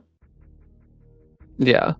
It's also faster to get it with space jump and screw attack. Oh yeah, no question. Alright, so MM2's energy looking a little questionable here. Like obviously he's got the reserves, so it's not likely that he's gonna die to Phantoon, but like he really doesn't want to take any hits from Phantoon here because popping those reserves early is like it may not seem like a big deal to like a casual observer, but like popping those reserves early is a big deal. Yeah, I was actually gonna point out the exact same thing because you kind of want the reserves for like, the gauntlet spot. But Phantoon in general just kind of sucks at dropping health, like, so coming in with like 83 can be a bit scary, like knowing that we have like a couple of hard like rooms coming up.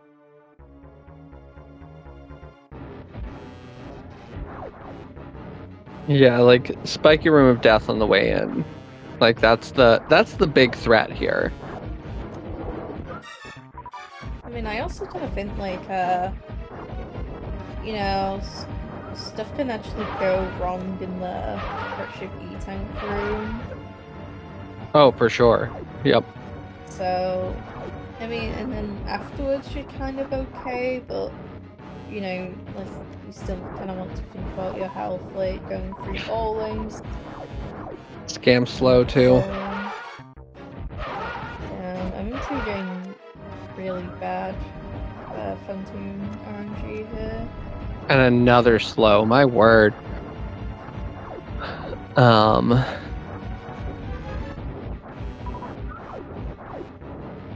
I think... three slows?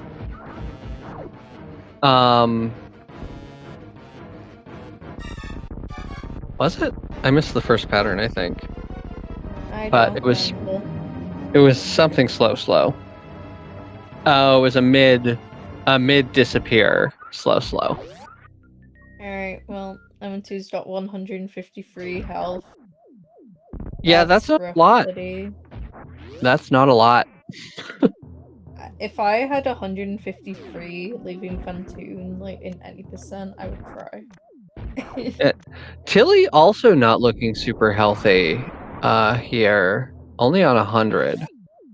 So we'll also have to be mindful of energy here in this Phantoon fight. And we've got MM2. So yeah, we're a little under halfway through the run, and this is only the second pack of supers that we're getting. So like that early game super management can be really, really tight until you get to here. Oh damn, Tilly. Alright, accidentally looks like firing too many missiles into Phantoon.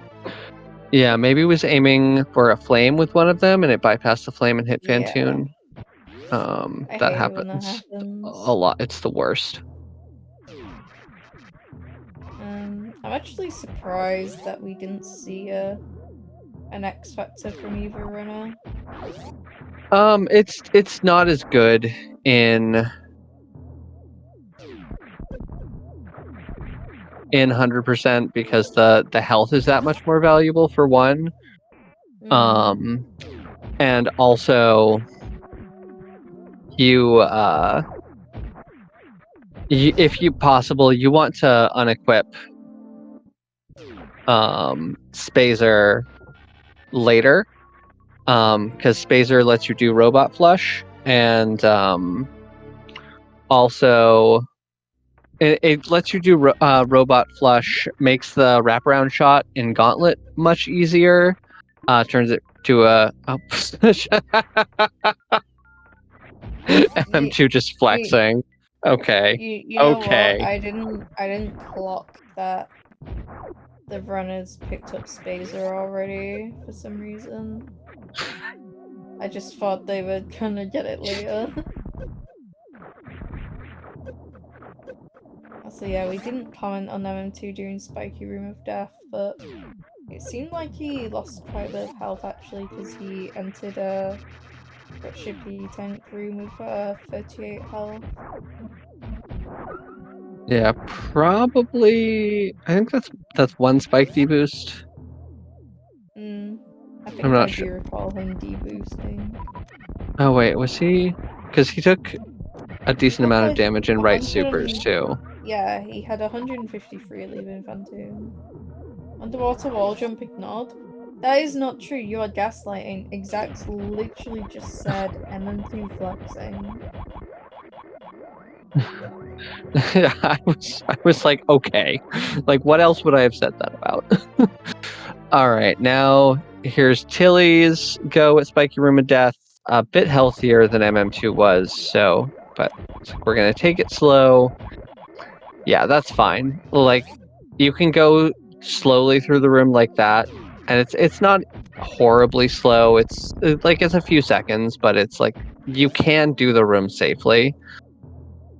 But even if you're doing it safely, it's possible to mess it up, and then bad things happen because you can go into a Kazan and take 200 damage or 100 damage. Yeah. But yeah, both runners not really having a lot of issues in Ship. I mean, apart from those Phantoon fights, they could have been better RNG wise, but unfortunately there's not really much that they can do about that. And yeah, okay, we're doing the same slow revisit. I'm gonna conserve that health. You do want to conserve as much health here as you can, so that you can avoid popping those reserves during Gauntlet Spark, if at all possible. Yeah. But yeah, that right there is the big reason to get Spazer. Also, MM2 is on like 277. Which is it could be It's better. enough. It's enough. It is enough. It's not great. But, like in the criteria power bombs, you can kind of lose a lot of Right. health there if you're not being careful. You do take damage there. That's right. Did he get the robot? We're about to find out. Got one of them. One robot. So robot half flush. Meanwhile, MM2 hacking up this shine spark a little bit. Yeah, so 237. The spark up to 2 criteria power bombs is 50 to 60.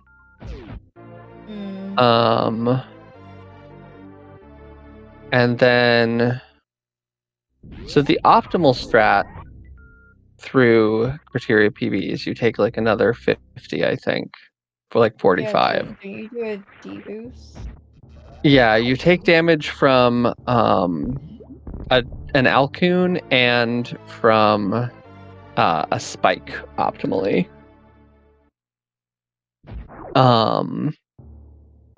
Yeah, so that's like 100 and I mean, I think he should be fine. With reserves, as long as he has enough in reserve, he shouldn't need a ship refill here. It's just it is a little close. Yeah. I mean, I have Health seen saver him here. MM2 like just barely gets through like the first gauntlet room. Oh, that's an interesting. All right, so yeah, he's a little bit. Yep, Ooh, another that dip. ball in the acid's not great. All right, so we get our wraparound shot. So we're gonna pause and do reserves here. It's got 50, so Oh, this is I not don't. enough to make it all the way through. He'll Yeah, get close, but that's it not does not get him great. all the way through. Yeah, he's gonna have to be pretty careful. Meanwhile, Tilly, I don't think got robot flush. All right, well, so MM2 is alive. MM2 is alive. Yeah, Tilly has like 100 more health than what MM2 had.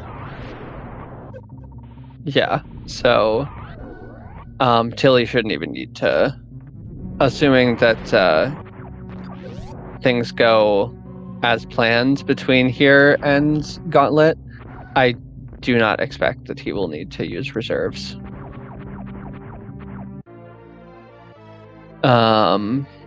MM2 not quick dropping, and so just taking the slow but safe way, which makes sense as the player with the movement advantage here. It's MM2. We're not expecting him to take any like big unnecessary risks. And like missing, like trying to quick drop there, going down just one side, and having to loop back through would let Tilly catch up a ton. Yeah.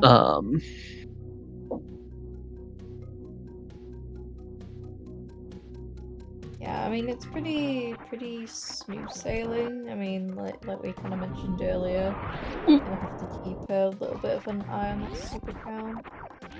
Oh no, Tilly, Alright. not doing the shine spot properly. So actually, kind of just lost his like health advantage.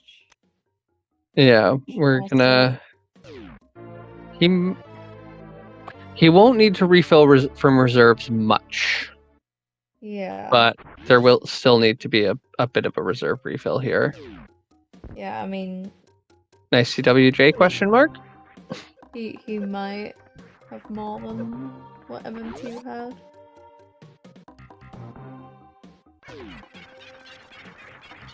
Alright, we're about to find out. Alright. Oh. Seems to think 220 is enough. Or just didn't wanna. Oh yeah, that's a lot better than yeah. Okay. No issues there from Tilly. So yeah, I think Tilly hopefully he remembers to do it at the elevator, but I think that if you have to pause to refill reserves, like there's no reason not to also unequip wave beam. Tilly doesn't unequip Varia for stand up, I don't think, but like you do, or Spacer, not wave. You want wave equipped. But yeah, to turn off Spacer so that you can X Factor in Meridia. But if you don't refill, then you do that with an elevator pause on the green brain elevator. So hopefully that's what we're going to see from him. Oh, all right. MM2 got the quick drop. Pause for. Mission Impossible. Very nicely done. Let's go. That trick is hard. Yeah. When I was new in the community, I was confused why that room was called Mission Impossible. Mm-hmm. And it took me ages to see, like, the actual strat. Yeah. Alright, so we've got MM2 now, doing the big pink revisit, getting those items, and Tilly heading into Edacoon's. Gonna be picking up the pack of supers and the energy tank and the power bombs here. Oof, blazing fast setup for that Spore Spawn supers out of MM2.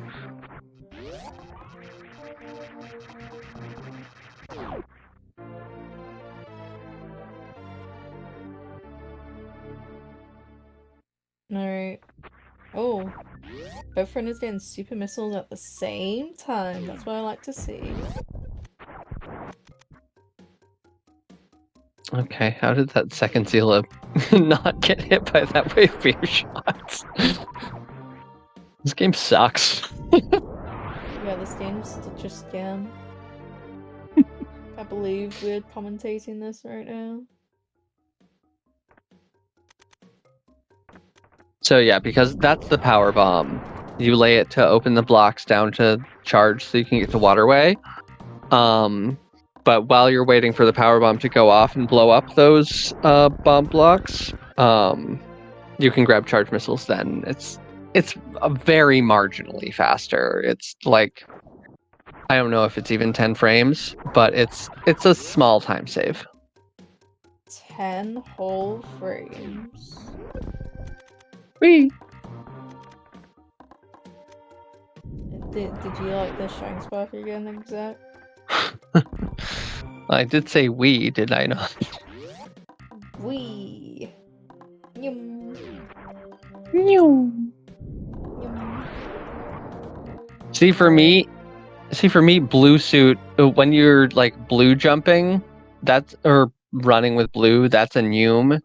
And when you shine spark, that's a Wii. Very scientific differentiation here. Alright, MM2, we gonna get blockbuster? Buckster? Block. Careful. Oh, here we go. So almost getting it. But I think maybe having a little too much speed and bonking the door. Alright, so Tilly has yet to unequip Spacer. Maybe Tilly doesn't want to expect a bot wound. Maybe.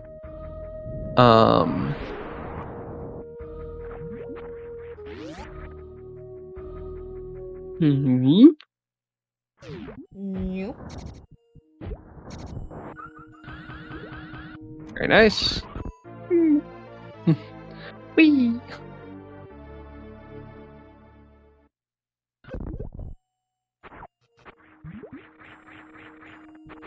I feel like I was gonna say something, but I kind of forgot what I wanted to say. Ooh, very nice fish tank jump from MM2.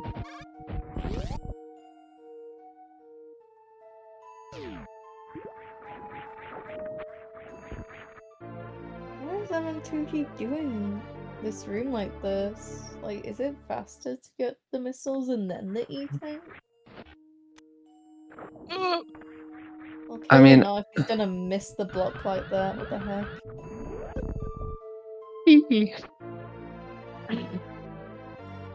Yeah, I imagine it's faster because of the Shine Spark crash animation. A lot of Shine Sparks that look like they should be fast are not fast as a result of the fact that you crash for a second when the Shine Spark ends. Nope.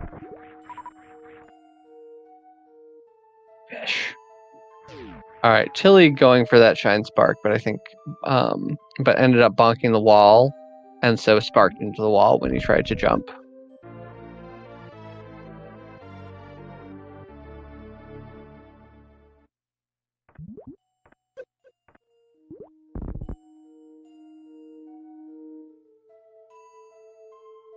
All right, so that's the power bomb for retro, which you can do here in this. Meanwhile, MM2 is going to go up, and this missile here is a missile that is very easy to forget. This is one of like the wow, nice jump through that door. Oh, he landed on the door shell.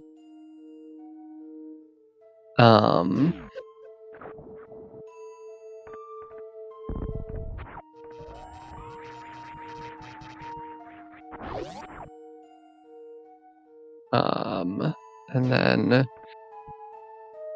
a nice little Nepty ball there out of Tilly. Nifty? Reference? Nepty mentioned. I miss Nifty. Nifty, come back. All right, and so now Tilly entering Meridia. So for the next little bit, it should be smooth sailing for MM2. The next place that something could go wrong, like bad wrong. Oh, you can do a weave there. Neat.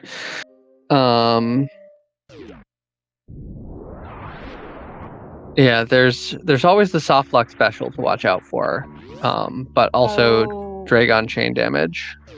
I forgot about the soft lock. Soft lock special. Sorry, we're about to see sick defector from MM2. Shouts to decalled. Very nice handling of that bottom hole pattern. Yeah, that was kind of bad. Yeah, one thing that's kind of disappointing about Hundo, you don't do Yahtzee in Hundo. No. It's pretty tragic, honestly. Oh, bye, Super. Yahtzee.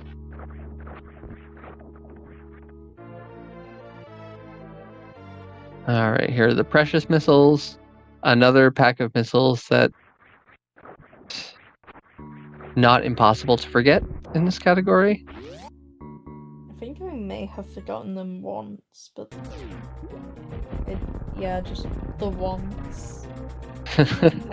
not like GT Supers that I always seem to forget. The fact that it's a super missile pack that does you in instead of one of the like 9 packs of missiles that it's really easy to miss is like really funny to me, honestly. All right, so we've got. I think it's funny that I remember to power bomb, so I reveal the supers and then I just don't pick them up. All right, so good opener looked like from MM2. Missing that super there, but should still have a kill here.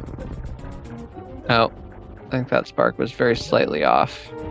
Yeah, MM2 could have grapple killed, but instead got the jank fast kill instead. Oh, yikes suit.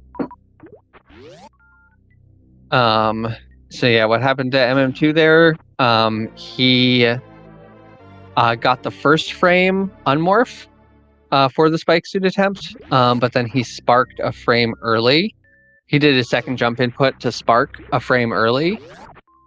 So he sparked before the last frame of knockback, and so you just waste the spark. You don't get a spike suit. Basically, MM2 had a skill issue. All right, so we are Womple jumping instead. Shout out to Womple. Who the hell is Womple? The Womple jump. Am I missing something? MM2 just did a womple jump.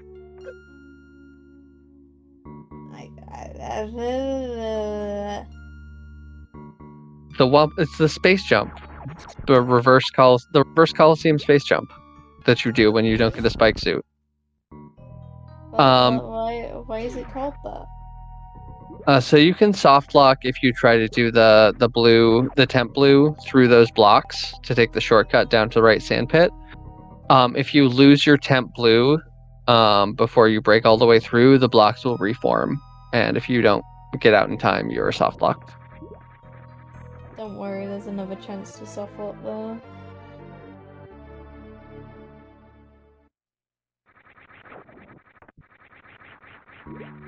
Is there? I don't think you can soft lock going up to the items. I think you can, like, if you don't...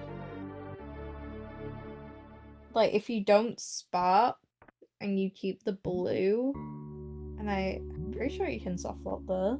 No, I think the devs would have caught that soft lock, because I'm going crazy. Because like you could, they probably foresaw that you could spark up without enough energy to make it all the way through.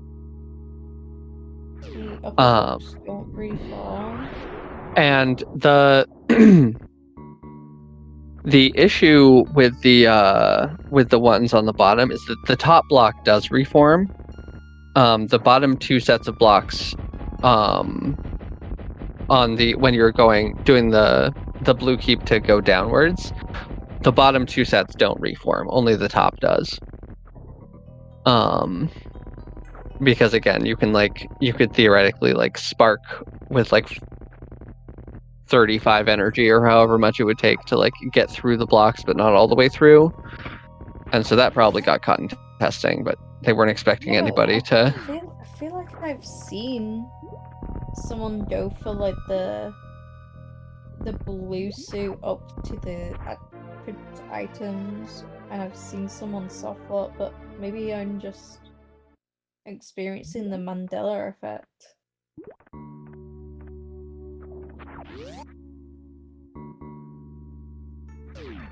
Also, Tilly is going for the prestigious grapple kill. Yeah, we'll grapple kill back up. A bit slower, but if you're not consistent at the... So I guess we have our answer about Spacer there. Oh wait, he does have just wait from equip. Never mind. I'm a fool. When did he pause that? Phantoon hallway? I don't know. The Everest Spark? I was not paying attention. Alright, so this whole segment is actually my favorite part of Hundo. All of Meridia, I think, is so cool. Because you're doing so much movement that you don't get to do in KPDR or any percent in general. It's the routing, the way that you route through the area is really, really satisfying to me. The path that you take.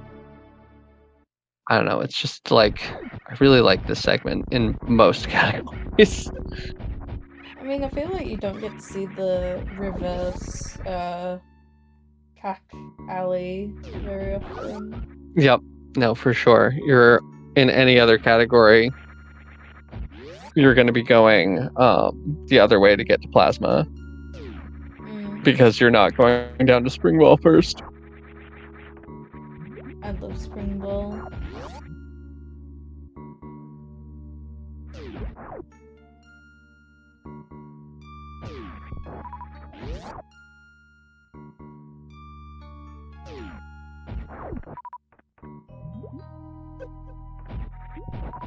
Mappo doesn't exist because someone didn't choose it for the multi-category tournament. Yeah, I've never played Mappo, so I'm not ignoring it. I just can't comment because I know nothing. I've played Mappo quite a few times, and I still don't really know where I go.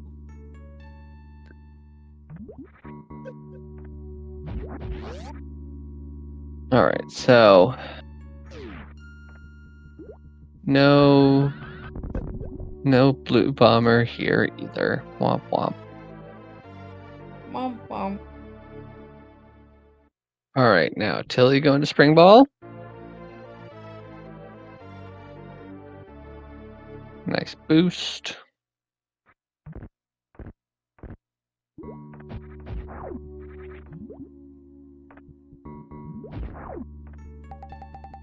Ooh, getting bonked by a menu. That is always a really annoying thing to have happen in this room. I hate those guys.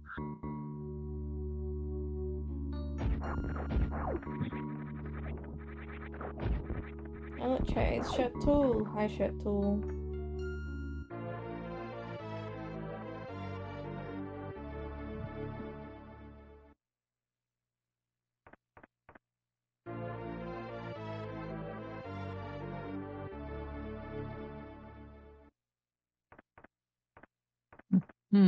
All right.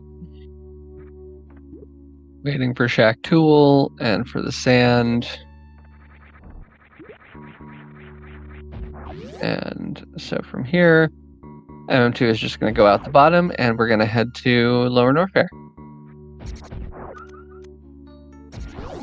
And Tilly making the correct decision about Shack Tool. How can you say that when I'm the voice call? Because Shack Tool is problematic. No. You just dig. What's I wrong get with that? I get that he's your problematic fave, but he is problematic. And I don't have I any refuse to problematic faves. I refuse to elaborate.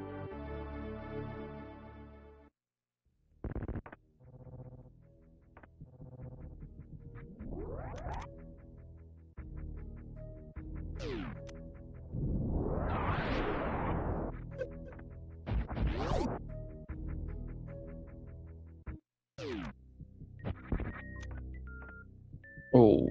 See, that's why I hate Spring Ball. Without Spring Ball, that Mock Ball would have been perfect. Just don't hold A, forehead. Just Or don't hold hold jump. What the hell your jump it. button is. You have to hold jump because you're doing a Mock Ball. You don't have to continue holding it. You do when you morph. Well, skill issue.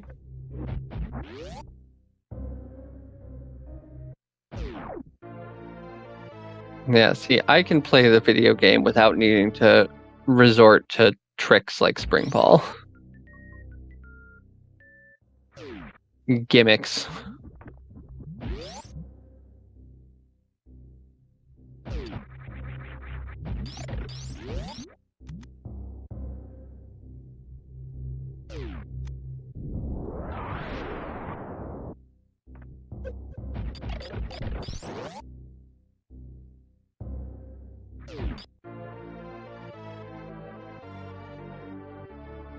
Right, so that is the last item here in Upper Norfair, on this side anyway. So now we're gonna head down. You play KPDR, this route may look familiar to you. Gonna head down to Norfair, fight GT, and we only have to do the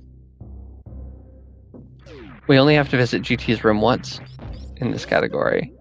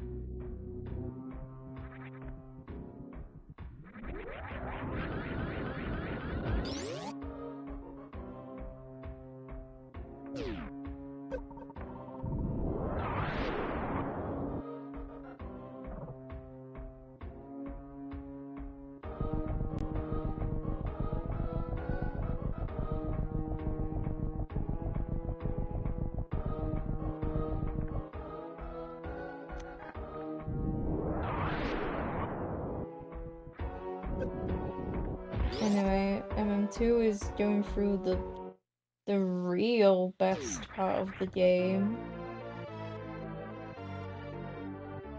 The lower north air portion, which I know is a very overrated opinion. But I hope he doesn't pull an Eden 8, if you get what I'm saying. I wouldn't expect him to, but in a universe of infinite possibilities. It'd be funny if he did. Aww. No such luck. He remembered.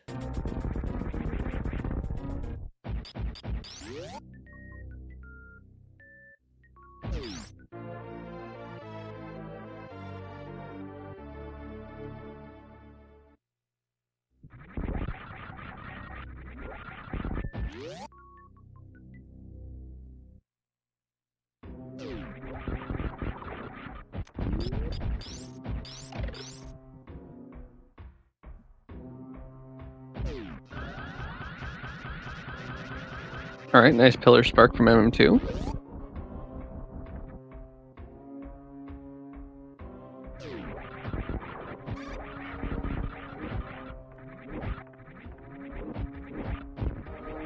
Man, worst room in the game really isn't when you have screw attack and space jump, huh?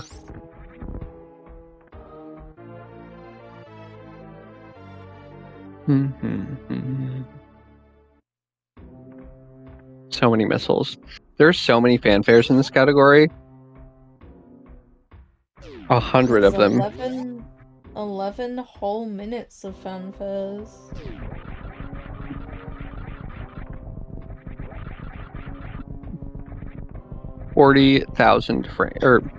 Yeah, 40,000 frames of fanfare. That's a lot of frames.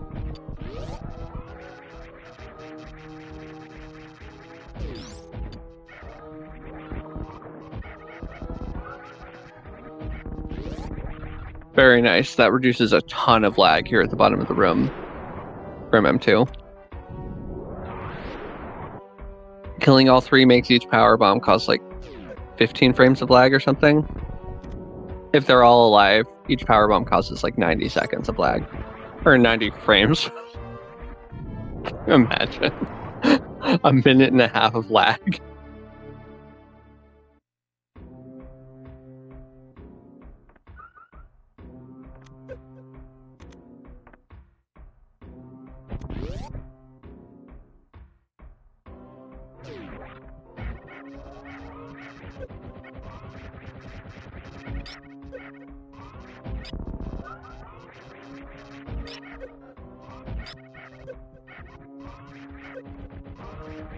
Metal Pirate's kind of bullying MM2. What are those super drops? Is MM2 getting MM2 drops again? No, the opposite. You got like 3 supers from between the two pirates or something. The second pirate definitely only dropped 1.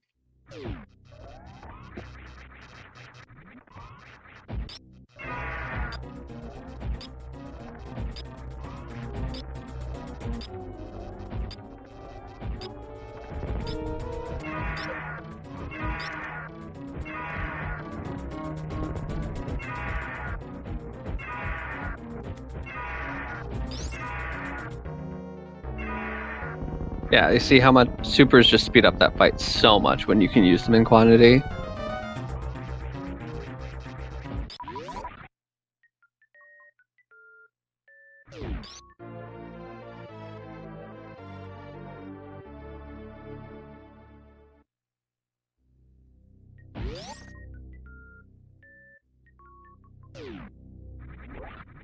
Oh, it was only 1 from the first one too? Dang.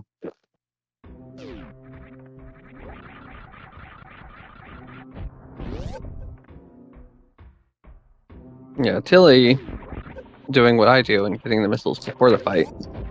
Or the supers before the fight.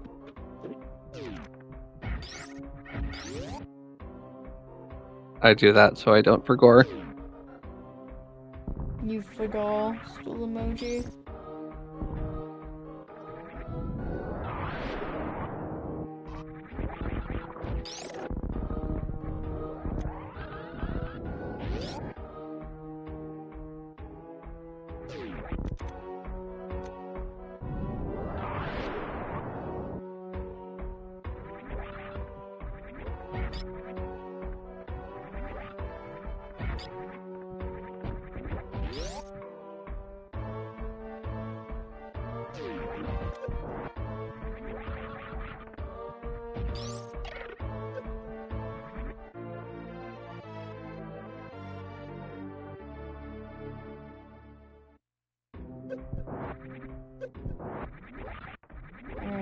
to currently going through the Fireflies room, which is actually a pretty cool room, I feel like. But now he Yeah. can't see anything because he killed a lot of Fireflies.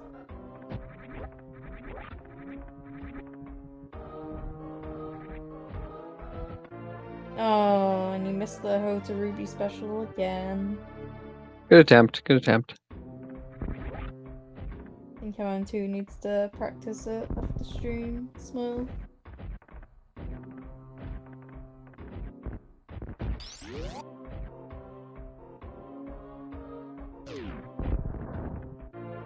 Alright, so Tilly just gonna kill the 2 key hunters with screw attack here. Still reduces lag significantly, but not as much as killing all 3.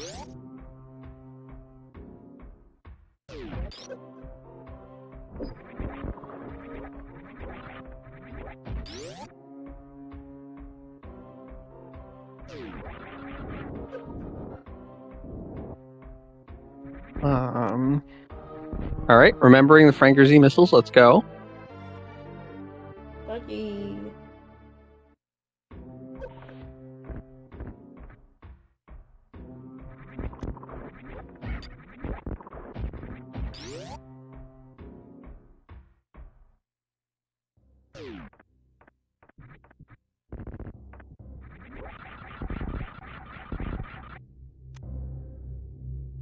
Right, Tilly getting better super luck here. Just gonna have 25 entering the Ridley fight.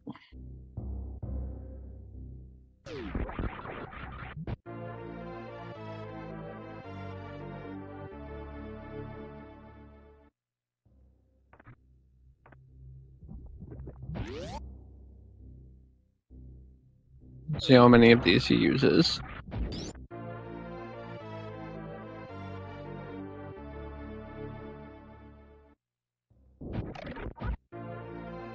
Ridley's tail hitbox is so stupid.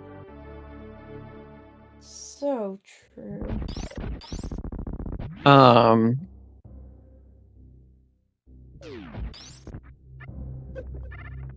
Is Tilly not going to use supers?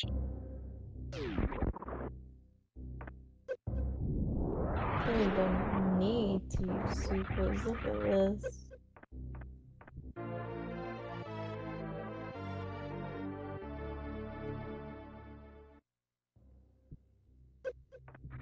Ridley died it.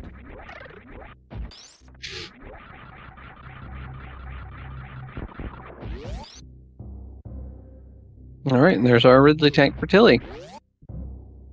So yeah, he'll be starting his lower North air escape as MM2 finishes his North air escape. And from here we're gonna head up through Retro to get those last couple of items and then head to Tarian.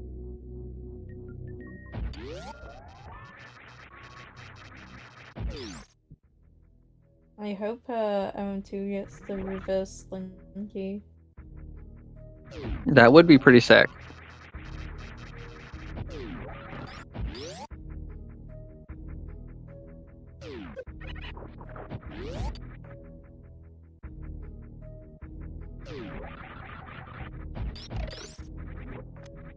Nice save. Look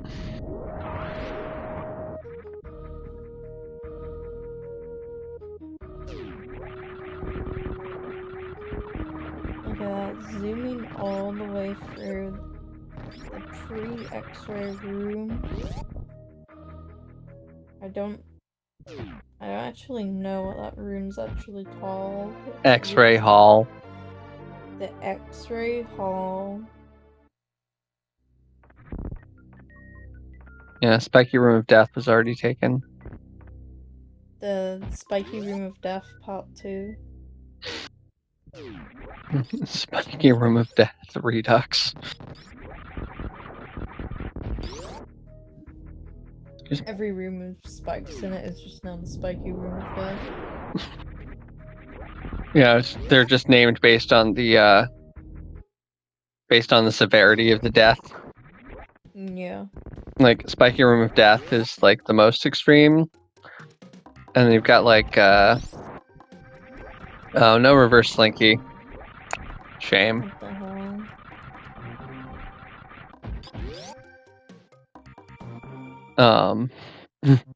Invisible spiky room of death, pre-pilly maze.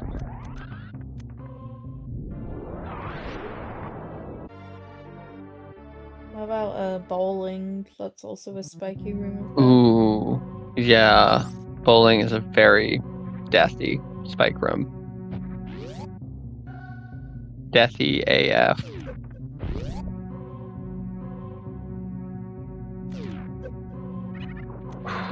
Wow, that was quite the lag spike on Tilly's side there.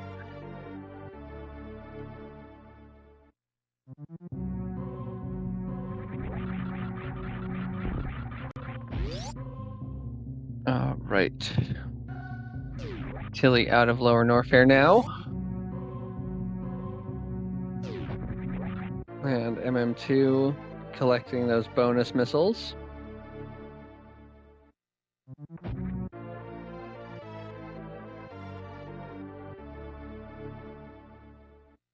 But wait, there's more.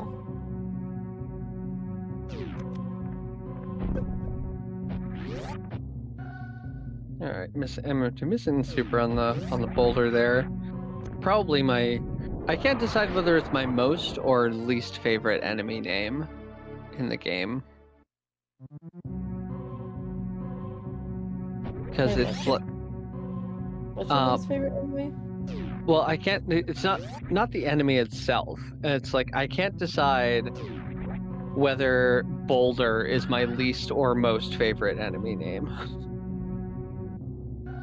Like, it's just called Boulder. The big rocks are literally called boulders. I mean, it says what it does on the tin.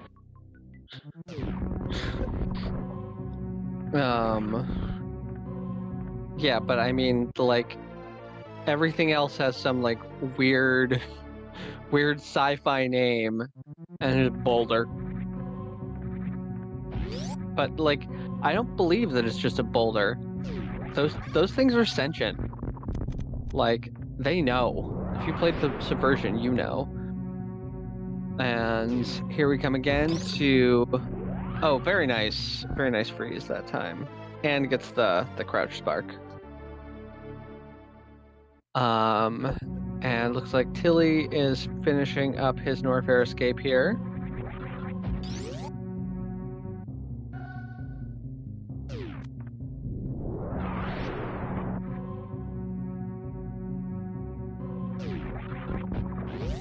And here are the good old missiles here.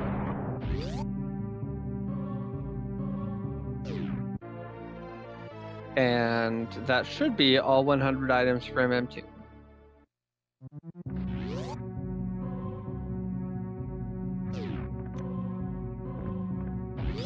And another nice mock ball into the tunnel there.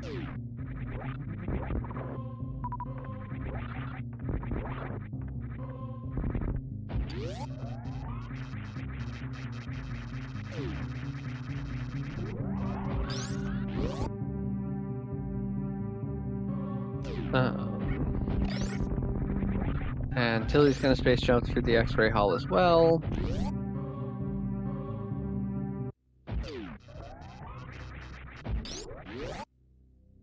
Do you want to know another enemy name? Like, Sure. there's one called Menu. Oh yeah, those guys are the Meridia. worst. Yeah, they're the worst. I hate menus. What about Yard? That's what the little snails are called, apparently. Yep. And there's the Tatarai. Or Tatari. Tatori. I don't know which syllable the accent goes on, but I don't know.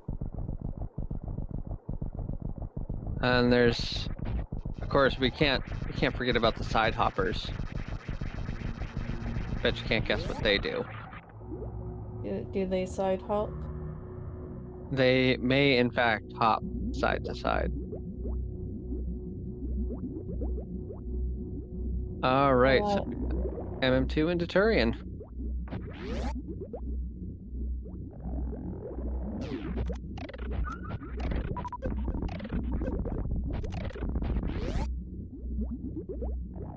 Yeah, M2 is actually pretty on pace to kind of match his last run.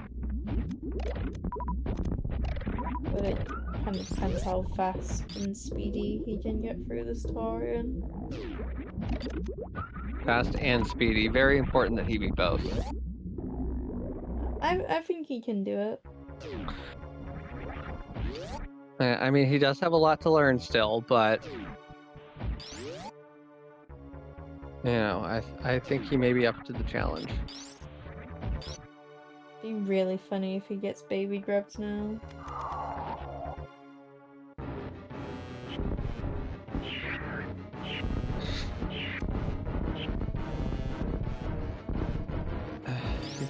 Like, every time I remember that he did boomer skip, it makes me chuckle a little bit.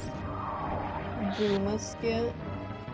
Yeah, like the skip to. M2's a boomer. I mean, yes, MM2 is the most old man 20-year-old you will ever meet in your life. Oh yeah, it was his birthday, huh? At some point, must have I been. still think he's 12 years old. That's my issue.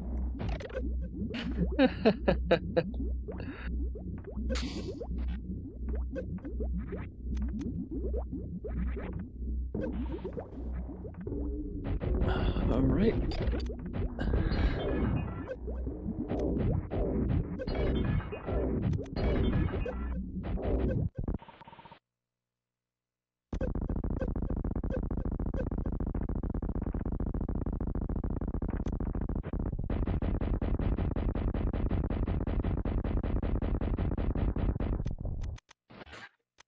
Of course. I don't know what's so funny about that specific number, to be honest. I don't either. It's just a feeling that I get.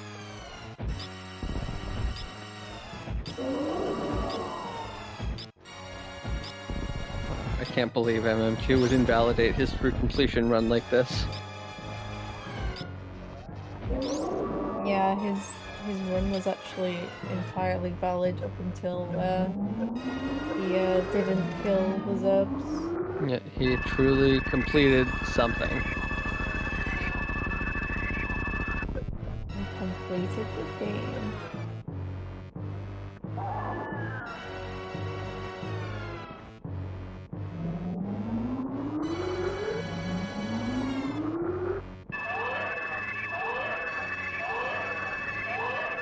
Alright, Tilly taking a quick visit to the dentist.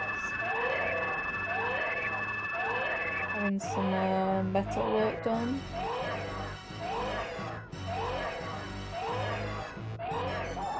Alright, and so now both of our runners should have 100%. Keyword should.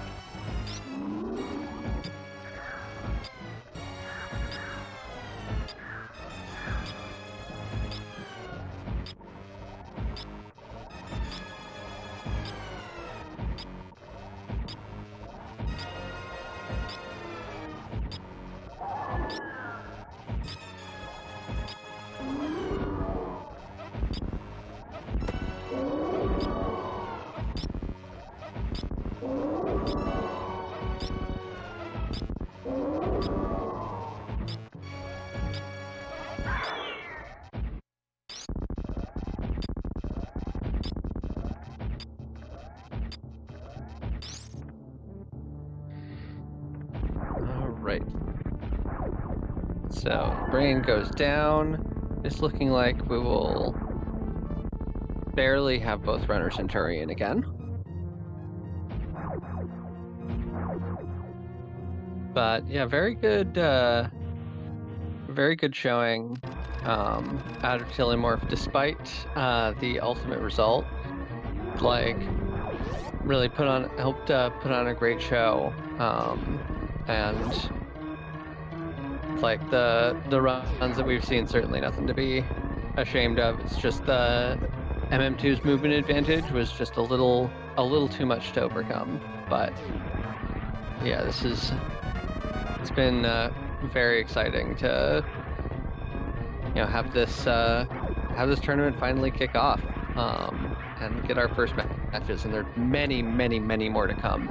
Like I said, there's 5 groups of 5 people each. In every group, everyone has to play everyone, so we've got a lot of best of 3 Super Metroid matches coming up over the coming weeks. So be sure to keep your eyes out. There's going to be some real good ones.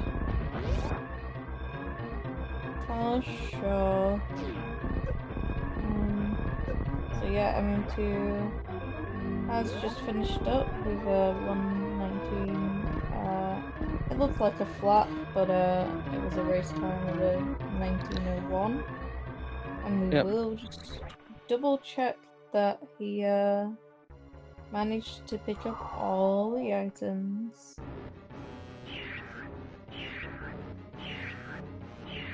GG's MM2.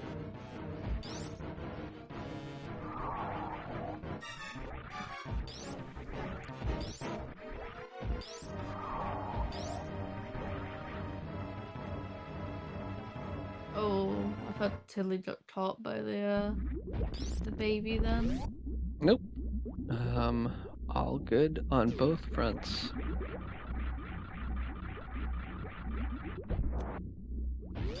So what did you say Tilly's Hundo PB was? A 123? Okay.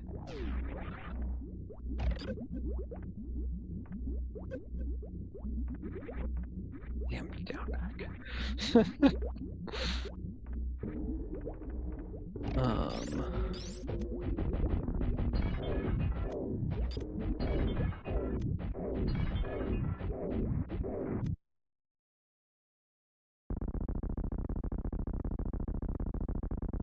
All right.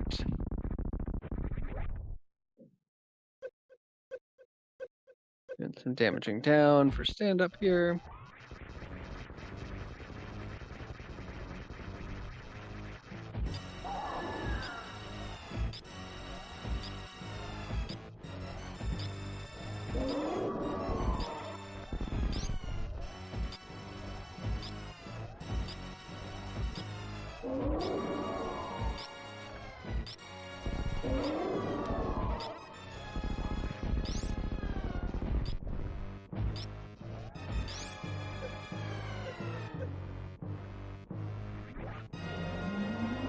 And not damaging down too far.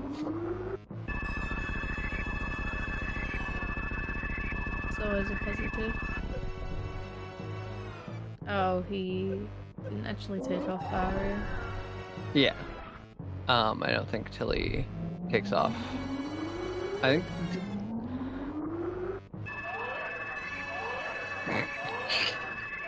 The clipping through the floor again. But I guess Tilly goes for pauseless. Like, does Hundo pauseless? Or no, takes off spacer at some point. What am I talking about? But yeah, doesn't turn off screw attack or Varia.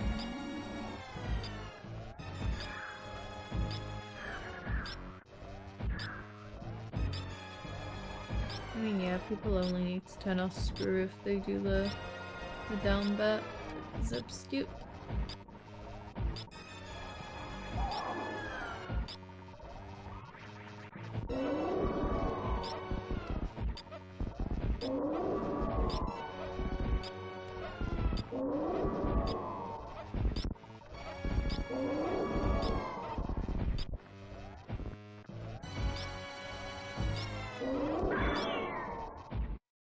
Alright, drum roll.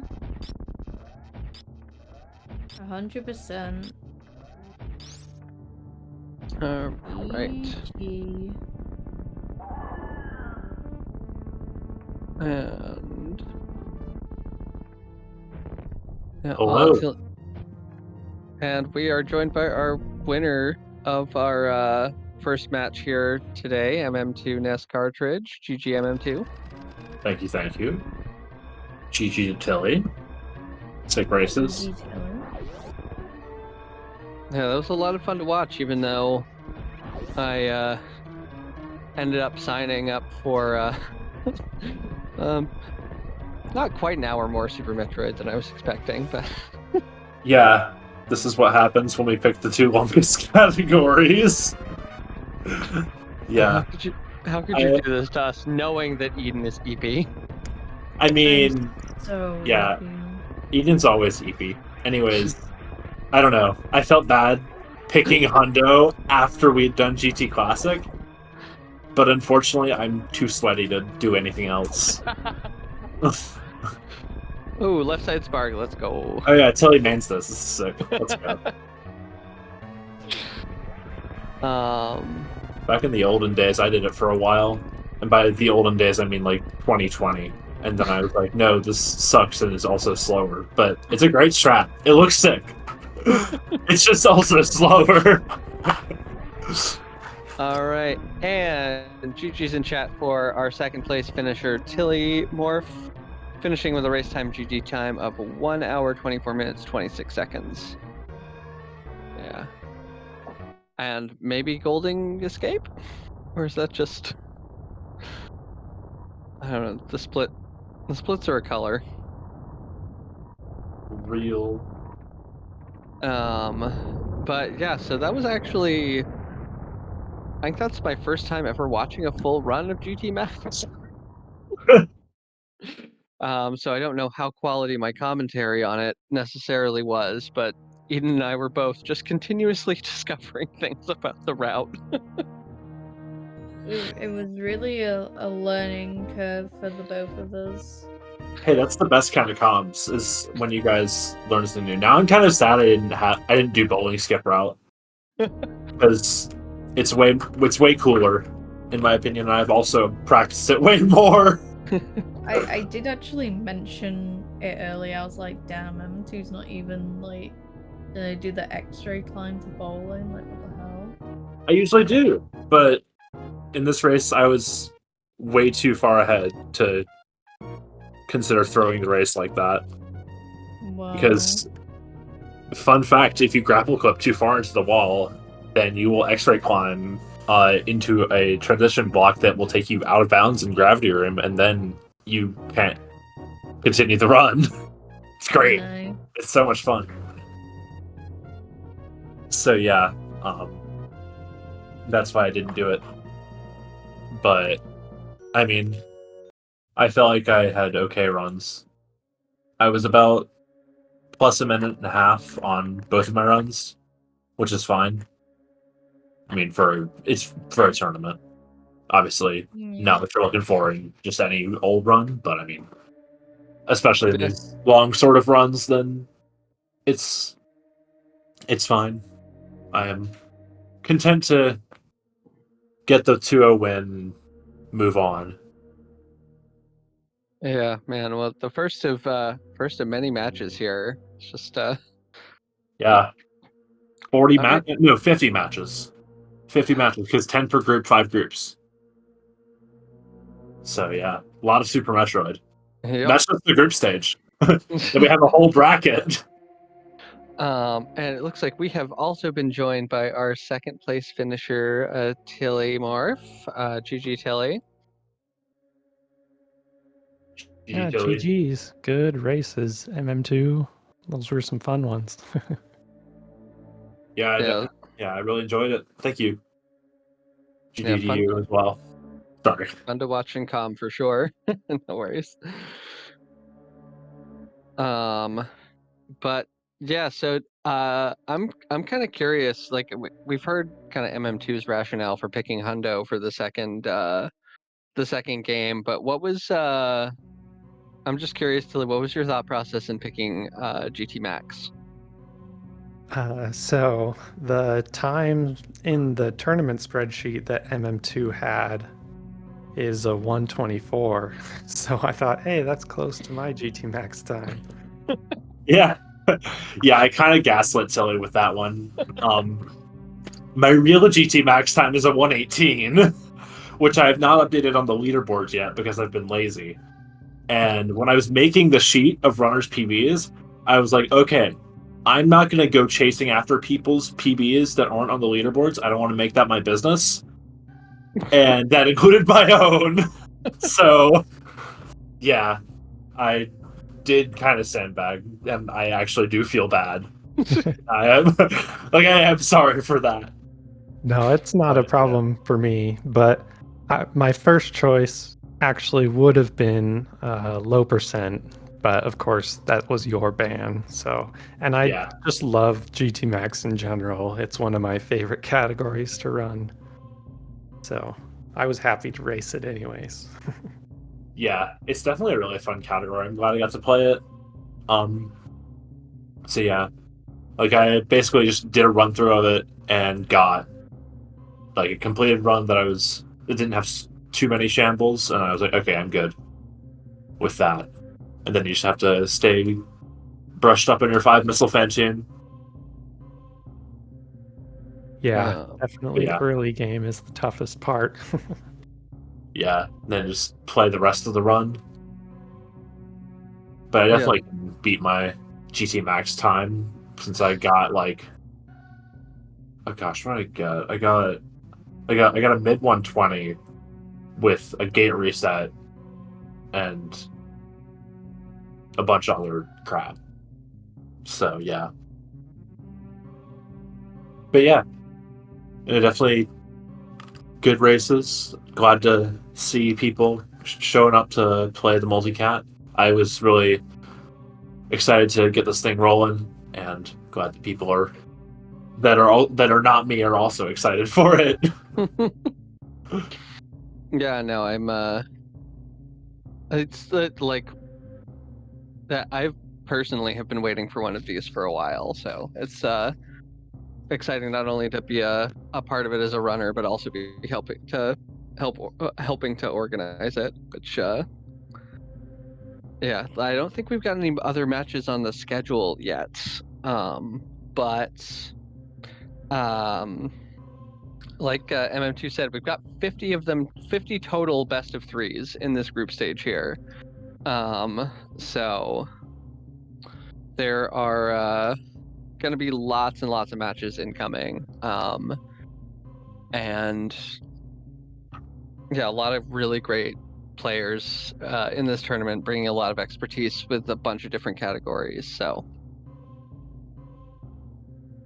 I don't think I've got anything else. Any closing words from the runners or from you, Eden? Because I think Eden went to bed. Not actually. I do not have any closing words. Well, great closing words. Yeah, epic. GG's Tilly. Good luck in the rest of your matches, and thanks to Eden and Erica for commentary. No problem. Definitely GG's, and thanks for the commentary and restream. I know there was some technical difficulties at the beginning of the first race, but glad we got it sorted out, and I look forward to watching, as you said, the 50 other matches. So see you around. All right. Perfect. Well, thanks for hanging out, everybody in chat.